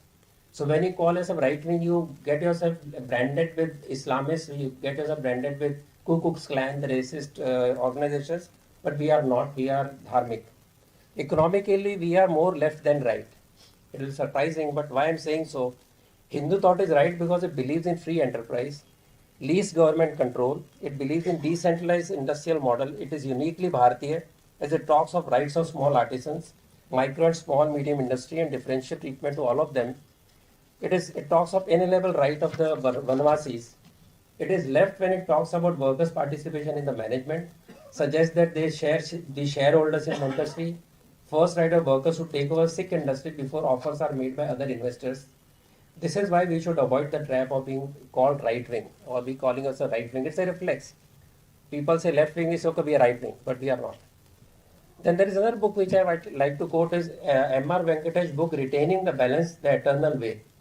Now this book takes the idea of Deendayal further, because he says that family should be center of a society and policy making.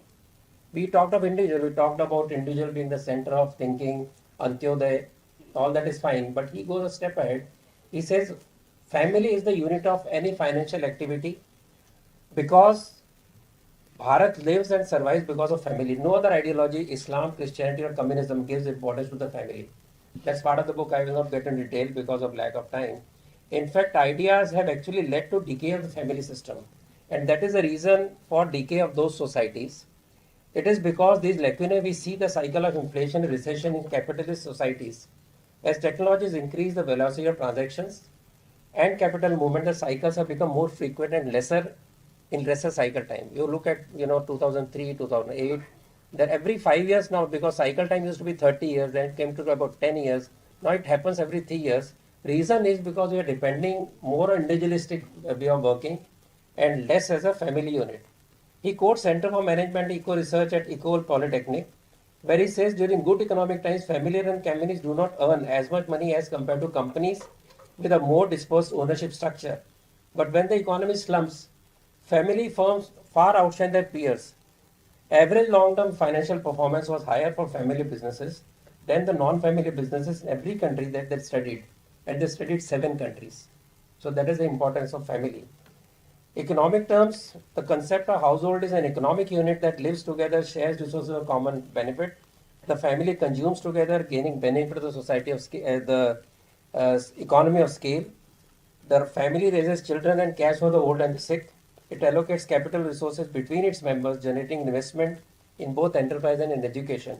It allows risk sharing between members, ensuring temporary downturn doesn't permanently damage an individual member's prospect. Now think of COVID. Think of how we fared in COVID compared to other economies, compared to other people. And then if you look at the household that saves, the corporate don't save money. It's the household that saves money. I'll come back to figures later on. So that is very important that we let the household save, and Professor Vaidyanathan talks about it a lot. I'll come to that later. A disciplined family ensures equitable, functional, sustainable society. Simultaneously, both family and society prevent an individual from committing excesses. Culture is about restraint, as stressed by Hindu philosophy. Then I come to the next stage, where National Bureau of Economic Research very importantly says family functions such as production of food, clothing and fuel and some other staple items were taken over by business firms. We have seen in India also. And responsibilities such as education, childcare and social insurance have been assumed by the state. NBR meant business firms and state together robbed the families of the functions, leaving them functionless and therefore dysfunctional. Decline of family and growth of government will jeopardize the market system, associated social, political, cultural freedom. In the long run, a healthy economy requires a healthy society. So in words of Professor Vaidyanathan, we heard him many times say, it's best nationalize the family and privatize the economy. That is the root cause of poor condition of economies today in West. I talk about Dr. Subramanian Swamy, the economist, not the politician. So, in his book Reset, Regaining India's Economic Legacy, he dedicates a chapter to integral humanism. I really said he's talk about Chitti because we have talked about Chitti anyway. But he says that if we have to first list out various complementarities, how things can work together, they can clash with each other. So he gives an idea. So there is a calculus of cost benefit when you build anything in the society. So for example, a bee farm near a honey manufacturer is a complementarity. But when you talk about setting up a fertilizer plant and oil refinery, then you have conflicting complementarities. How you trade off between the benefit and the cost of these plants, how you take it away from the city, all that planning happens because you look at them as cost benefit for the society, for the larger good. Now I come to the implementation of integral humanism at the practice in government level that is happening today. The first person to implement Antyodaya was Bhairav Singh Shekhawat. The old people know 1977, he became the chief minister for the first time. And whenever he became chief minister, he was the first to carry forward this idea of integral humanism with Antyodaya. And it was very successful. In India Today article in November 2023, they say the BJP's more than 4 decades of existence has faced criticism for not being able to clearly determine its economic philosophy. The Modi government is largely in concurrence with Thengdi's beliefs. Sir, for you. After the pandemic, PM Modi officially adopted Dattopant's vision of Swadeshi, Dattopant Thengdi's vision of Swadeshi as the government's motto of self-reliance. The good thing about Thengdi's idea was that it allowed them to evolve over time along with the global developments. In the post-pandemic world, his beliefs are holding their own. This is India Today. I had written in December 2016 that Modi is implementing the idea of integral humanism, and then I was told just 2 days back that Modi spoke about it in 2015 in a TV interview, saying that what I am doing is actually implementing Deendayal Upadhyaya's integral humanism. We see the policies, we like the policy, but don't see underlying importance of his thought where he is trying to implement Deendayal Upadhyaya's integral humanism. Deendayal said, Chitti is the soul of nation. On the strength of his Chitti, a nation rises, strong and virile. It is this Chitti that is demonstrated in the action of every great man of a nation. Secret of success of the nation lies in the understanding of Chitti, its innate nature. Chitti is the touchstone on which every action, every attitude is tested, determined to be acceptable or otherwise. Since our new rulers after independence didn't have this sense of history and civilizational memory, we were contaminated by the Western-oriented masses' interpretation. They believed they were crafting a new nation and a new culture based on Western model. They didn't have to as tried and tested cultural heritage of India. They had no clue at all. We know that. The basic struggle today is that one section of Hindutva or the society believes that we were eternal nation born maybe 10,000 years back and continuously surviving. Other side believes that we were born on 15th August 1947. That is the crux of the debate that is currently going on. So what happened is that Modi was the one who recognized and understood Chitti of Bharat. If you look at PM Modi's actions carefully, you will find that his entire view on Indian political economy is based on Chitti of the nation, which was break from the past, which many people didn't recognize. Now let us see what happened before Modi ji came in. Fabian socialism called mixed economy by Nehru brought in 1947 that lasted till 1990 when we were nearly bankrupt. Empowerment of farmers began with green revolution initiated by Lal Bahadur Shastri in 1965, and they became rich, they became affluent because of policy. Rajiv Gandhi tried some liberalization, but then he also went in for a lot of welfare measures, and we became nearly bankrupt, and we had to take 67 ton of gold to UK to get some relief. From 1990 to 2009, liberalization took a decisive left turn. Again, 2004 to 2014, we tried to turn left again. Governments turned left, people remained right in terms of economic thought. And from 2014, we say distinct shift to Bharati Chitti. That is how we have moved. Now look at how he has done. So according to integral humanism, an individual is a center of scheme of things. No individual is isolated an island by itself. So when you talk of Antyodaya, he talked about, let us see how Modi ji implemented Antyodaya, gave dignity of life to people. I'll just name them because of, so Swachh Bharat Abhiyan we know. But what is important that nearly 5 to 7 lakh innocent lives, mortality of the young children was avoided. It's a science magazine paper they talked about. Housing for all, we know the numbers. Jan Dhan Yojana, I was just reading now while you were speaking, 2.31 lakh crores were deposited in Jan Dhan Yojana. So it's not some poor people we say what are they going to do in bank. 3.31 lakh crores have been deposited in Jan Dhan Yojana. Farmers' financial security is workable crop insurance, better irrigation, soil health card, Kisan Sanman Nidhi, again giving dignity, Kisan credit card, which is to keep away Kisan from money lenders of small amount that it struggled about. Cooking gas, we were taking from black market, we didn't have cooking gas. We always said we would muscofy somebody saying, take some money, give me a cylinder. Now we have cylinder freely available. And women in villages are able to have more time available apart from cooking with wood. Har Ghar Nal, again wasteful labor of women conserved for more productive use. So for the first time, Roti Kapda aur Makan became a reality. Previous government did something, but it was so slow that by the time they would do something, the population would go beyond that. So it was no more a slogan. And as the international studies tell us, 250 million people have come out of extreme poverty in last 10 years. That is due to all these factors that have gone into it. And now look at the social security inclusion schemes. Affordable low-cost insurance, health insurance schemes, then you have low-cost Atal Pension Yojana and accident policies. We have Stand Up India to support social groups who are on the margins of the society.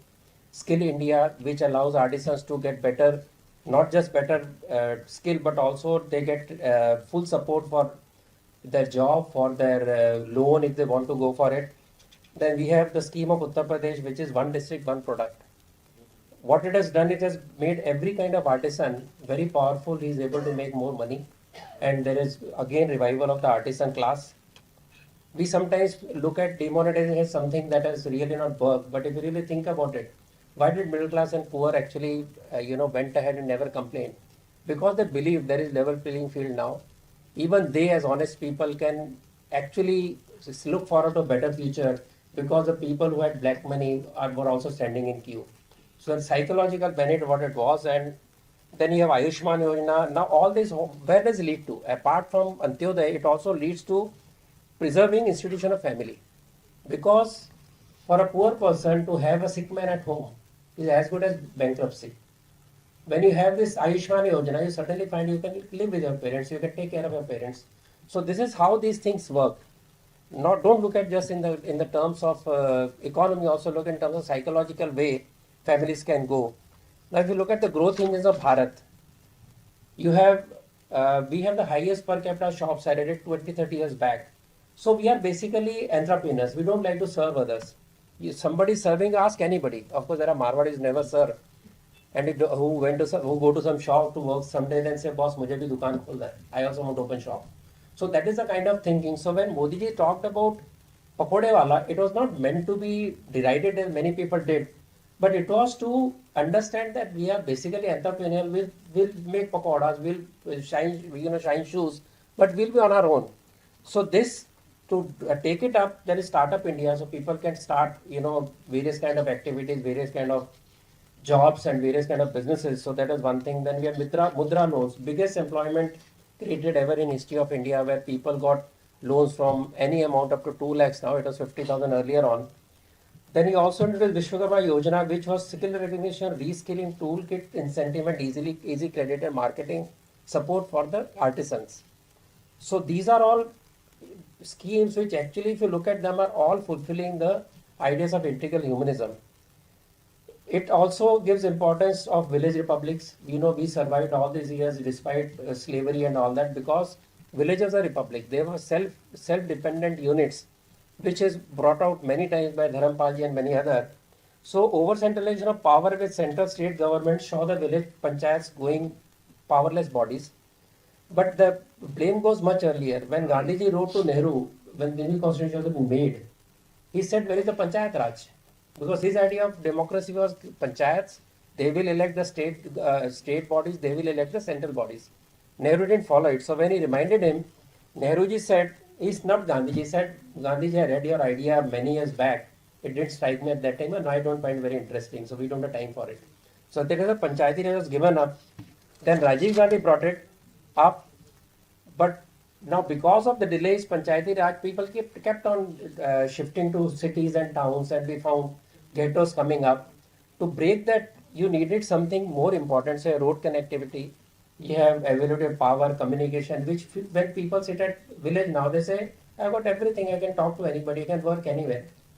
Give example of Vembuji, who has actually shifted his entire Sridhar Vembu, entire IT industry from slick US and Singapore to backyards of Tamil Nadu. Exact example of what infrastructure and broadband connectivity can do for you. And you further look at it, the Sagar Mala, which is basically connecting all the ports around Bharat. We have the longest possible sea coast. So instead of just looking at them as some entertainment area, some fishermen, now if you have connectivity there, fishermen can look at more jobs, better jobs, because anyway fishing is shrinking because of corporate interference in the fishing market also. And the digital infrastructure by February 2024, 2.1 lakh villages had broadband connectivity, fiber connectivity, which allowed them to do anything they want to do with the government, with e-governance, and also schemes, etc. We know that crores of rupees are sent through crores of accounts to people directly digitally. That is the power of digitalized economy. Then not only that, Modi ji also introduced ONDC, Open Network for Digital Commerce, which is a very powerful tool. We talked of UPI, but this is an open market which is costing zero cost for the artisans, for the artists, or any shopkeeper, anybody to display their products in the market rather than going to Flipkart or Amazon, etc. is picking up very well. There is a taxi service which is totally on ONDC, so they don't charge you commission, etc. So this is how slowly we find that everybody is touched by these policies, which basically you know, the last person in the queue, which goes to the people in village, which goes to small people, and the whole idea of giving dignity to the person, being the center of the universe, is how Modi has done it. And even the Swadeshi idea, that is go global with localization, Modi ji called it local. So Swadeshi have picked up, and the result is that we have got mobiles now, we have got semiconductors, defense equipment being made in India. And if you look at indigenous national security force, I didn't elaborate that point earlier. Deendayal talked about indigenous national security forces, strong forces, it wanted nuclear power, and also very strong diplomatic relations. So if you look at what Modi and DRDO, which was hardly visible, has become one of the strongest units of Bharat. Hindustan Aeronautics, which was a kind of drain on the exchange, has become profitable. And we are having so many activities from private investors in defense that we are now leading there, and we are indigenizing that fearful force. We are indigenizing our production. Not only that, first village is the border village, a concept which nobody considered earlier on.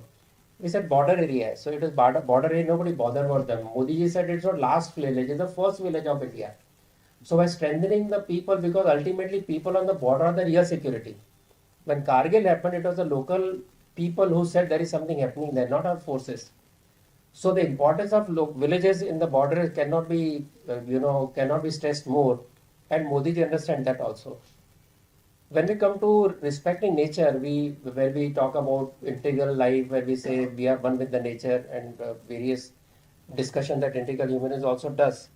Now, what we did that from the practice of, the Western practice is that God has given us nature to exploit. Allah ne diya hai khana, you enjoy the nature, you enjoy everything, animals, creatures, trees, plants, and then suddenly West realizes we have nothing left. So they start talking of preserving the nature. So their idea of preserving the nature is out of their own urge to save themselves. Our idea of preserving the nature was that we knew that we are part of the nature, we have to live with nature, so we must preserve the nature. We look at, based on that, Modi ji started a campaign of zero emission, net emission by 2017. No country has taken that commitment.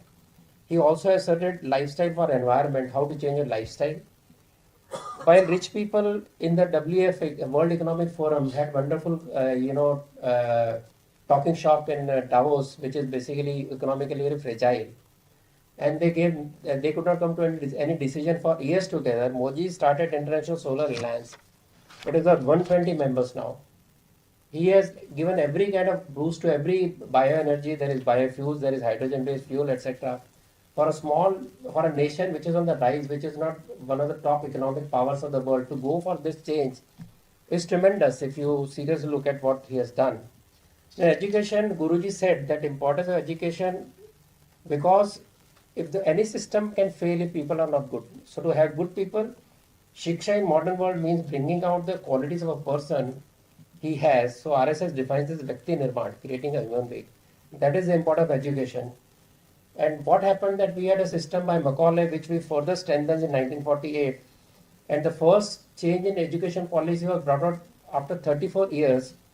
And where we are focusing on education, grounded education, we are talking multifaceted induction of richness of Bharatiya culture, Bharatiya knowledge, and also education in mother tongue. Vocation-based training has become a reality in the new education policy.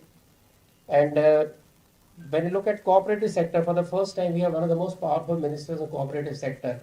who believe that cooperative sector is what going to push the economy further. Amit Shah is handling that cooperative sector.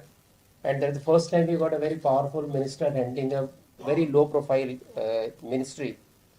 Then the book of Mahajan also talked about karmacharis being retrained as karma yogis. Modi ji did that. There is a special capacity building commission in PMO, which is handled by one of the persons from Karnataka, where they are saying that we will convert these karmacharis to karma yogis, because the problem with the government servant is that they know where to stop your file with red marks. They don't know how to solve the problem, so they are using the law to stop the work. Modi ji says use the law to tell the people how to go through and do something.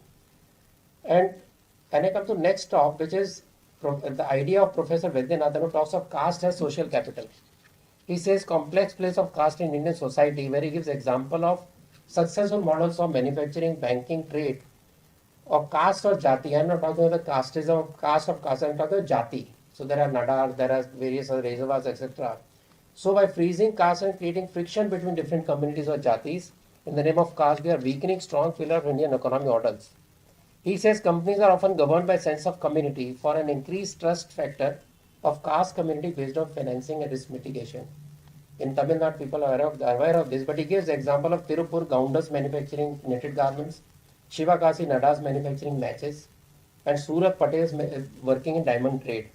So these clusters which provide business, because of the community feeling, they are able to give much better success to economic models of their own community. So he calls it Vaishyaization of the community. That is, commercialization of the community as a strong, powerful factor in giving a better, economic model. And also, when you look at the life beyond broad ideas, we need to now connect all these ideas that Modi ji adopted or Professor Vaidyanathan talked about, that we are there, we are reaching that point of integral humanism, where we thought we are only talking policy, we are only talking theory, but no, we are not talking theories. There are leaders who are actually implementing on the ground. But it's not everything is fine. So where do we lag in implementation? Professor Vaidyanathan wrote a book, India Incorporated. Many people who have read it.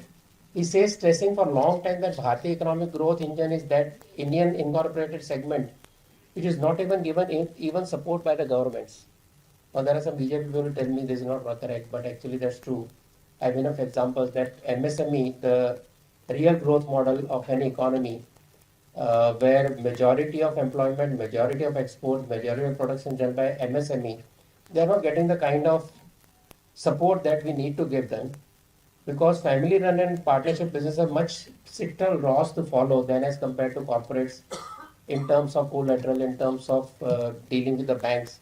So that's that is a current situation there. Now if you look at savings, in 2011, household saving in gross domestic savings was 40%. So what you see as savings, 40% savings done by the households. Now it has reached 60%, when the DGP declined from 7 to 5% with middle class spending more money on assets. But real engine of economic growth is household savings, which has reached 60%. And when you compare to FDI investment, in 2015 it was 2.09% of the entire GDP.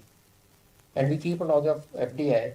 In 2020 it has fallen to 0.71%. So FDI is not what is driving our economy. It is the household saving that is driving the economy. So we need to give support to that.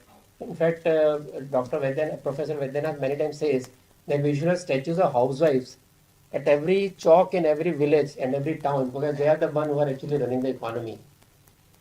And if you look, now you look at the investment in stocks. We were investing just 1% in 2011 of entire savings. Now it has reached 4.8%. But worldwide, in USA for example, household invest 61% of the savings in stock market.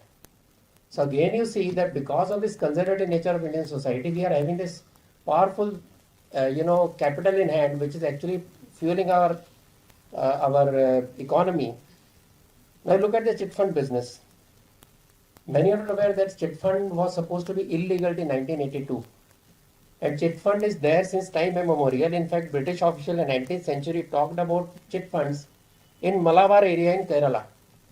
So with that chit funds, we were able to fuel all the small all the small traders, all the small businesses, because there is no official financing available from the bank. Banks don't treat households or individuals in very kind manner. Chit funds is what saved those businesses, and that is how they thrive. If you look at it, Tamil Nadu is actually biggest center of chit funds, but government never supported enough. Now slowly, if you look at NPS also, chit funds are lowest NPS compared to banks. MSME has much lower, failure rate as compared to corporates in terms of NPAs. So that our situation is, and 57% of total workforce comes from self-employment. So when I talked about why Indians are more self-employed, now what is happening? The new political environment is government job. But actually that is not how we progress. We progress by self-employment, and that is why this stress on this mudra loan, etc. We have to look at the level playing field. We have different kind of problems. Now 10 crore company and a 10,000 crore company have same compliances. In case of pollution, what I have to do for 10 crore company, same thing is done by 10,000 crore company. How is it possible for me to invest that kind of money on compliance of pollution control, example, which is very costly affair? So if we don't have a differential way of treating these statutory laws for the small companies, you can understand the predicament that is facing this MSME. That is an area where we need to work. There is again an area where we need to work is TDS, GST, where people have these fake accounts, they disappear, then the person who has actually paid, he has to pay the penalty. Not the person who registered himself for the TDS for GST. Now government has taken all the Aadhaar card, PAN card, etc. from them. It is for them to chase the person who disappeared, not the person who actually with the trust actually paid the GST and also paid the TDS. So these are the areas where more work needs to be done. Yeah, he talked about small dams and lakes, etc., which is now being very popular. And now, what is actually the situation? See, left, despite not being power for a very long time, and they had no even understanding that they will ever get power. They got power in 2010, 2004 via UPA. They were part of the government. So they had ready models, they had ready schemes to get implemented from that government. So we look at right to education, we look at right to information, we look at forest resident bill, we look at communal violence bill. These were the policy papers ready with them. They also had a ready solution that in right to education we will also exemption for the minorities. When we talk of this government last 10 years have been able to give those kind of ready-made policy papers that the communists were able to give. That is a lacuna there. In education also, okay, NEP took 8 years to be designed, but for 10 years we could not even give them textbooks to the government saying, okay, these are the textbooks as per Bharatiya knowledge, please implement them. We didn't do that. And if you look at temples are center of education, culture, heritage, preservation of Vedic knowledge, and also education. They are controlled by government. So we have thousands of crores which are used for government development projects or for wrong use. I'm not getting to prasadam now.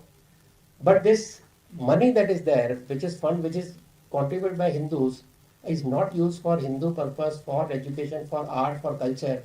So if that happens, you look at the way this can actually improve the condition of society. And another interesting point is Dattopant Henry talked very long back about the emerging technologies. He quoted an author where he says that we are traveling at breakneck speed in a train with our back against the directional speeding train, without a driver, with hundreds of switches, not knowing which switch will do which function. So we need an ombudsman who will see to it that technology is not used in wrong manner. Now this becomes very important when we talk of AI. We have been talking a lot of artificial intelligence, but the way it is growing, we do not know whether it will manipulate human beings and what will happen to the large number of population which are average. So there will be elite people, Brahmins of technology who will control AI, who will do the technology part. There will be vast chunk of population which will be average people who are sweepers, clerks and all those things. Where will they go with this AI? So these are the issues which need to be looked at. These are the issues which actually affect individual person, our welfare, and if you have not found ombudsman met, that is also required. So ultimately I will say that integral humanism entering into our daily lives as we know in our national life, we have to look beyond these shallow debates we see on TV or we discuss kuch nahi ho raha, kuch nahi ho raha. So the traditional people understand that what is happening today in the Indian economy is basically implementation of old ideas that they understood from their grandfathers and grandmothers, which new generation doesn't understand. So we have to bring these ideas of Hindu economics to mainstream. We have to create more and more models, and ultimately, nanny state is not the answer. It is a sensitive state. We don't keep on supplying welfare measures to people, freebies and all. We are sensitive to people's requirement, and we see to it that individuals grow and become a powerhouse. That is the whole direction of integral humanism. That is the whole direction that we need to give to the economy. With this, I close my words. Thank you very much. It's an honor. It's an honor to stand in front of you to speak about the topic of integral humanism and the connectivity to sustainability. And Dr. Deendayal Upadhyaya, whose philosophy is to seek balance between material and spiritual needs, and also advocating the harmonious development of the individual society, which I understood as the crux of integral humanism as. Thanks, sir. And this concept is just not philosophical, it's not ideal, it's also practical in its approach. United Nations Sustainability Development Goals, which speaks about distribution of resources, democratization of opportunities, and transparencies in process, is very, very, very similar to Dr. Deendayal Upadhyaya's sustainability. And one difference I found actually with what UN SDG is speaking about and he has spoken very differently is the empathetic part of it. The empathy that binds all these things to create something which is absolutely sustainable, which is just not scientific, it is more than scientific, more than science that he is speaking about. Today, we are at a critical juncture. We are all affected by the sustainability issues which we are faced with from the energy perspective, from managing the waste, and from all of the points, from all of the aspects. I just like to take 3 points actually where we are actually impacted when we thought that we have got a solution for our problems, and those solutions have turned out to be a problem because of what? Why did it happen? We thought that actually we have found a panacea for all our sustainability issues with respect to fossil fuels. We just thought we have found a replacement. And we went into solar and we went into the wind energy bandwagon. And to discover that, in the process of creating the solar panels, we create sustainability issues, we create carbon footprints, and when we are approaching the life cycle of the solar panels. See, we have started deploying solar systems in our country close to 20 years now, and first batch of panels are to be disposed of now, and we really don't know how we're going to do it. And the cost of disposing a panel is going to be around $15, and still we are not sure how effectively we are going to dispose of those panels. And next is the battery banks that we have ended up creating, and the replacement that we bring in for the batteries which fail or which expires. That's creating another huge problem with respect to the carbon footprint. And we really don't know how we're going to tackle it. We really don't have a plan how we're going to replace it, dispose it of. And next is the windmill, which is highly seasonal, and the materials that go into the creation of windmill, just the blade, which has got huge amount of composites which have gone in. And we are still talking about are we going to take it, shred them into pieces, put into the process where cement manufacturing is happening, or where to use it. We really don't know. We have created huge amount of footprints with respect to windmill, and we have also consumed huge amount of geographical footprint, creating a solar farm, creating a windmill. We have consumed huge amount of land which is finite in nature. And how are we going to meet the energy needs of our country or the world, where the land is a finite element And we really don't know how we're going to tackle it. And why did this happen? And next is, my favorite topic is the reservoirs that we have created, huge reservoirs, and thousands of reservoirs across the globe have reached their life cycle, end of the life cycle, and they are going to be dead. And we have actually killed the rivers, the run of the rivers, and we really don't know how are we going to regenerate the rivers, the run of the river, and we are still grappling with it. Why did it happen? We just thought science is going to give us the solution for all our problems. And in the process, we forgot that it's holistically a system which was functioning, and it's a living system, and we just failed to have empathy towards it. We just applied coldly the science only. And our intellect played a major role, and the egos played a major role, and in the process, today, we are stuck with the baby and the bathtub. We really don't know how are we going to tackle this problem.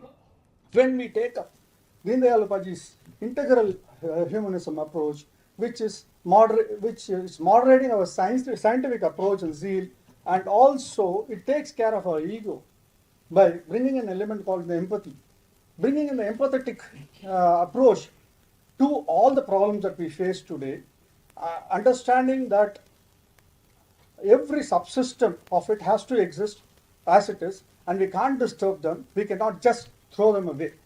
We will be able to build a sustainable model.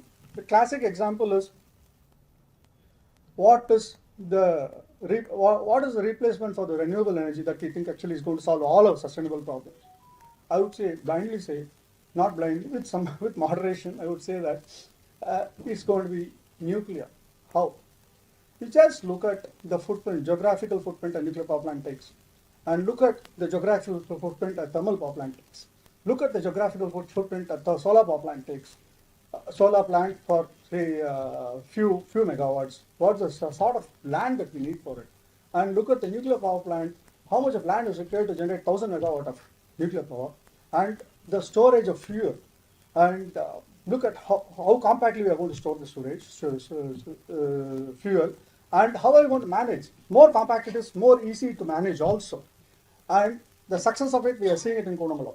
Just see the plant, which has already started generating 2,000 megawatt. We are going towards 3 and 4, which is going to be 4,000, and ultimately we are going to be 6,000 megawatts in that area, which is hardly 1/3 the size of the township of Neyveli. And look at the Neyveli problem today. They are talking about Mine 3. They are expanding. They want to go beyond the place where they are now. They are extending up to Sorapuram. And people are resisting. And we lack an empathy. We are just mindlessly pushing. Agriculture is happening there. One of the most fertile land on earth, in form of humus that is there in the land. It is just not found anywhere else. We are wanting to displace them. We are trying to create an anarchy there. We are trying to just displace them off mindlessly to expand the plant. It's going on now. Some acquisition process is still going on. And how to avoid all those things, how to prevent all those things, just to look at clinically and with empathy, factoring in the problems that the farmers are facing, factoring in the problems others are facing now, society is facing. We have to look at nuclear in a very serious way, and it's part of the Sustainable Development Goals of the United Nations. We are talking about how to make nations of this world adopt to nuclear energy in phases. That's going to be the most effective way of doing things. I can just give you a small anecdote about this nuclear energy. Recently, DRDO has created a truck-mountable reactor, and they have taken it to Siachen. They are going to generate energy there for our soldiers there. Imagine if we can achieve it for our locality, for Mylapore. Probably it will need, I'm just putting a number, 10 megawatt of nuclear, 10 megawatt of power, for which you need very little fuel, which can be stored in a very compact place, and you can generate the power locally and can distribute it. You can prevent the transmission loss, you can prevent other inefficiencies which are there in our conventional way of doing, which are sharing the power. And next would be the rivers actually. We cannot mindlessly say that actually we cannot create dams and we cannot. We have to harness water. We have to distribute water effectively, and the statistics says that in the last 5 to 6 years, every year we are letting out around 400 TMC of water into Bay of Bengal, and our share that we get from Kaveri is 200. After getting the 200, 400 we are letting in, and in the meantime we are forgetting that there are tanks and reservoirs across the state which are getting converted into garbage dumps because we are not able to charge them. Can we create small dams, check dams, through which we take water in the nearabouts of Kaveri's run and without affecting majorly the run of the river, taking it and filling up the reservoirs? Only thing I think which is happening today is Virana, which is getting filled up naturally because of somebody else's doing, our ancestors doing. Can we do that? And if we can do that, we can become the breadbasket of this country, the breadbasket of the world, in fact. We have got 150 million hectares of land which is arable, which is not fully utilized for agriculture. It's not fully utilized. It's not fully capitalized. And I'm not using the word exploitation because I'm not using the word efficiency here. Because exploitation and efficiency, they go hand in hand. We have to only explore the maximum possibility of utilizing the land available to us to cultivate it, to bring out more and more food by adopting moderation and empathy, and which I'm sure we'll be able to achieve adopting the empathetic model, adopting the empathetic ecosystem that we are trying to create. We are building a platform. We are building a platform which will factor in some of these philosophies to measure the carbon footprint and to also predict in future any change or any new technology that we are going to bring in. We are going to capture data into that, which will say this modification is going to hit you somewhere. This modification is beneficial. It's capable of saying that. We are just trying to build an AI into that, and we are trying to bring out a platform. Integrating the integral humanism of Dr. Deendayal Upadhyaya.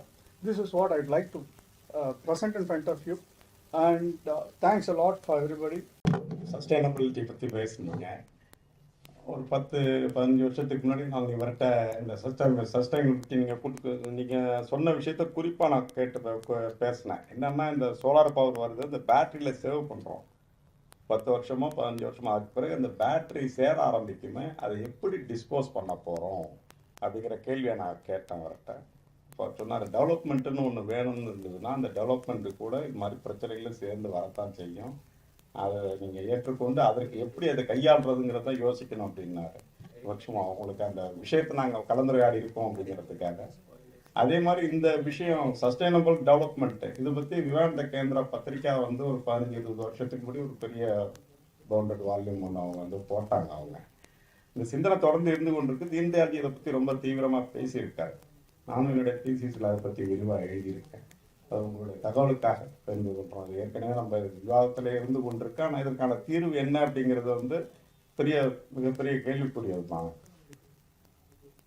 இந்த நிகழ்ச்சியில் மதிப்பிற்குரிய convener Ramachandran அவர்கள் பொதுவான இருக்கக்கூடிய தமிழகத்தில் இருக்கக்கூடிய இந்த கிரிப்டோக்களும் திராவிட சிந்தனையாளர்களும் உருவாக்கக்கூடிய பிம்பத்துக்கு மாறா யதார்த்தம் என்னவா இருக்குது, உண்மை என்னவா இருக்குது அப்படிங்கிறது நம்ம தொடர்ந்து பேசிக்கொண்டு இருந்தாலும் அதற்கென்று படித்த ஒருவர் அதை பற்றி ஒரு தெளிவாக நமக்கு ஒரு கண்ணோட்டத்தை கொடுக்கணும் அப்படின்னா அது கன்வீனர் ராமச்சந்திரன் சார் அதை செஞ்சுருக்கார்.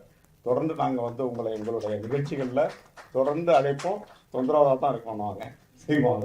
அது குறிப்பாக ஏபிபிலெல்லாம் இதை உங்களுக்கு எடுத்துகிட்டு போகணும். அது நீங்கள் சொல்லக்கூடிய தகவல்களை சார் வந்து நமக்கு கான்ஸ்டியூஷன் அதை பற்றி தான் தொடர்ந்து நானே பற்றிவாள பல விஷயங்களை வந்து நமக்கு பிஜேபி சார் நட்ராஜ் மதிப்பிற்குரிய நட்ராஜ் சார் அவங்க சொன்னாங்க. நமக்கு அடுத்தது நம்ம பல காலமாக தொடர்ந்து பேசி கொண்டிருக்கிறது இந்த அரசு வந்து மோடியோட அரசு எப்படி செயல்படுது அப்படின்னா அதுக்கு வந்து அச்சாரமாகவும் நங்கூரமாகவும் இருக்கக்கூடியது வந்து இன்டெக்ரல் ஹியூமனிசம் தான் அப்படிங்கிறத சொல்லி தான் பல விஷயங்கள் நம்ம தொடர்ந்து என்ன சுற்றி இருக்கக்கூடியவங்க நானும் பேசக்கூடியதாக இருக்கும். ஒன்று எப்படி எந்தெந்த விஷயங்கள் அயலூர் உத்தரவையாக இருக்கட்டும், from the person of strength, nationalism தான் ஹையஸ்ட் லெவல் ஆஃப் இது ஒன்று நம்ம பேசுவோம். கோவிட்டுக்கு மக்கள் உலகத்தில் உதவி செஞ்சது, தானியங்கள் கொடுத்தது, சின்ன சின்ன விஷயங்களாக இருந்தால் கூட அதெல்லாம் வந்து வசுதெய்வ குடும்பம் சர்வே ஜன சுகினோ பவந்து. இது வந்து நம்ம பொதுவான வாசகமாக இருந்தாலும் இது இன்டெகிரல் ஹியூமனிசத்தோட இலக்குன்னு பார்த்தோம்னா இதுதான் ஒட்டுமொத்த இலக்கு. அதை வந்து எப்படி இந்த அரசு வந்து இப்போ இந்த கொள்கைகளை வந்து நடைமுறையில் யதார்த்தத்தில் அமல்படுத்த தொடர்ந்து திட்டமிட்டு அமல்படுத்தி கொண்டு வந்து இருக்கிறது. இந்த அரசு செயல்படுறதுங்கிறது ஒரு கொள்கை பின்னணியில தான். சும்மா சாதாரணமாக ஆட்சியை பிடிச்சோம் நடத்துகிறோம், அரசாங்கம் நடத்துகிறோம் அப்படிங்கிறது மட்டும் இல்லாமல் மக்களுக்கு செய்யக்கூடிய விஷயங்கள் ஒன்றுமே ஏற்கனவே சிந்திச்சு அதை பற்றி தான் இப்படி இருக்கணும் அப்படின்னு ஒரு விஷயமும் அவர் யோசிச்சிருக்காங்க. படித்தோன்னா ரொம்ப ஆர்வமாக என்ன வியப்பாக இருக்குன்னா, தீன்தயாள் எந்த அளவுக்கு நுணுக்கமாக ஒரு சின்ன விஷயம் கூட யோசிச்சிருப்பாரு, அதை பற்றி விளக்கம் கொடுத்துருப்பாரு எப்படி செய்யணும் அப்படிங்கிறது. அதான் இப்போ கரண்ட்ல அதை வந்து நமக்கு வந்து தொடர்பு படுத்தி இந்த ஆட்சி நடக்கக்கூடியதுக்கு பின்னணியில் இருக்கிறது இன்டெகிரல் ஹியூமனிசம் தான் அப்படிங்கிறத நமக்கு தெளிவாக எடுத்துரைத்தார் திரு ரத்தன் சாரதா அவர்கள். மூவருக்கும் என்னுடைய மனமார்ந்த நன்றியை இந்த அவையின் சார்பாக தெரிவித்துக் கொள்கிறேன். இந்த அரங்கை நமக்கு கொடுத்து உதவிய பாரதிய வித்யா பவனும் அதனுடைய இயக்குனர் திரு ராமசாமி அவர்களுக்கும் எனது மனமார்ந்த நன்றியை தெரிவித்துக் கொள்கிறேன். நன்றி.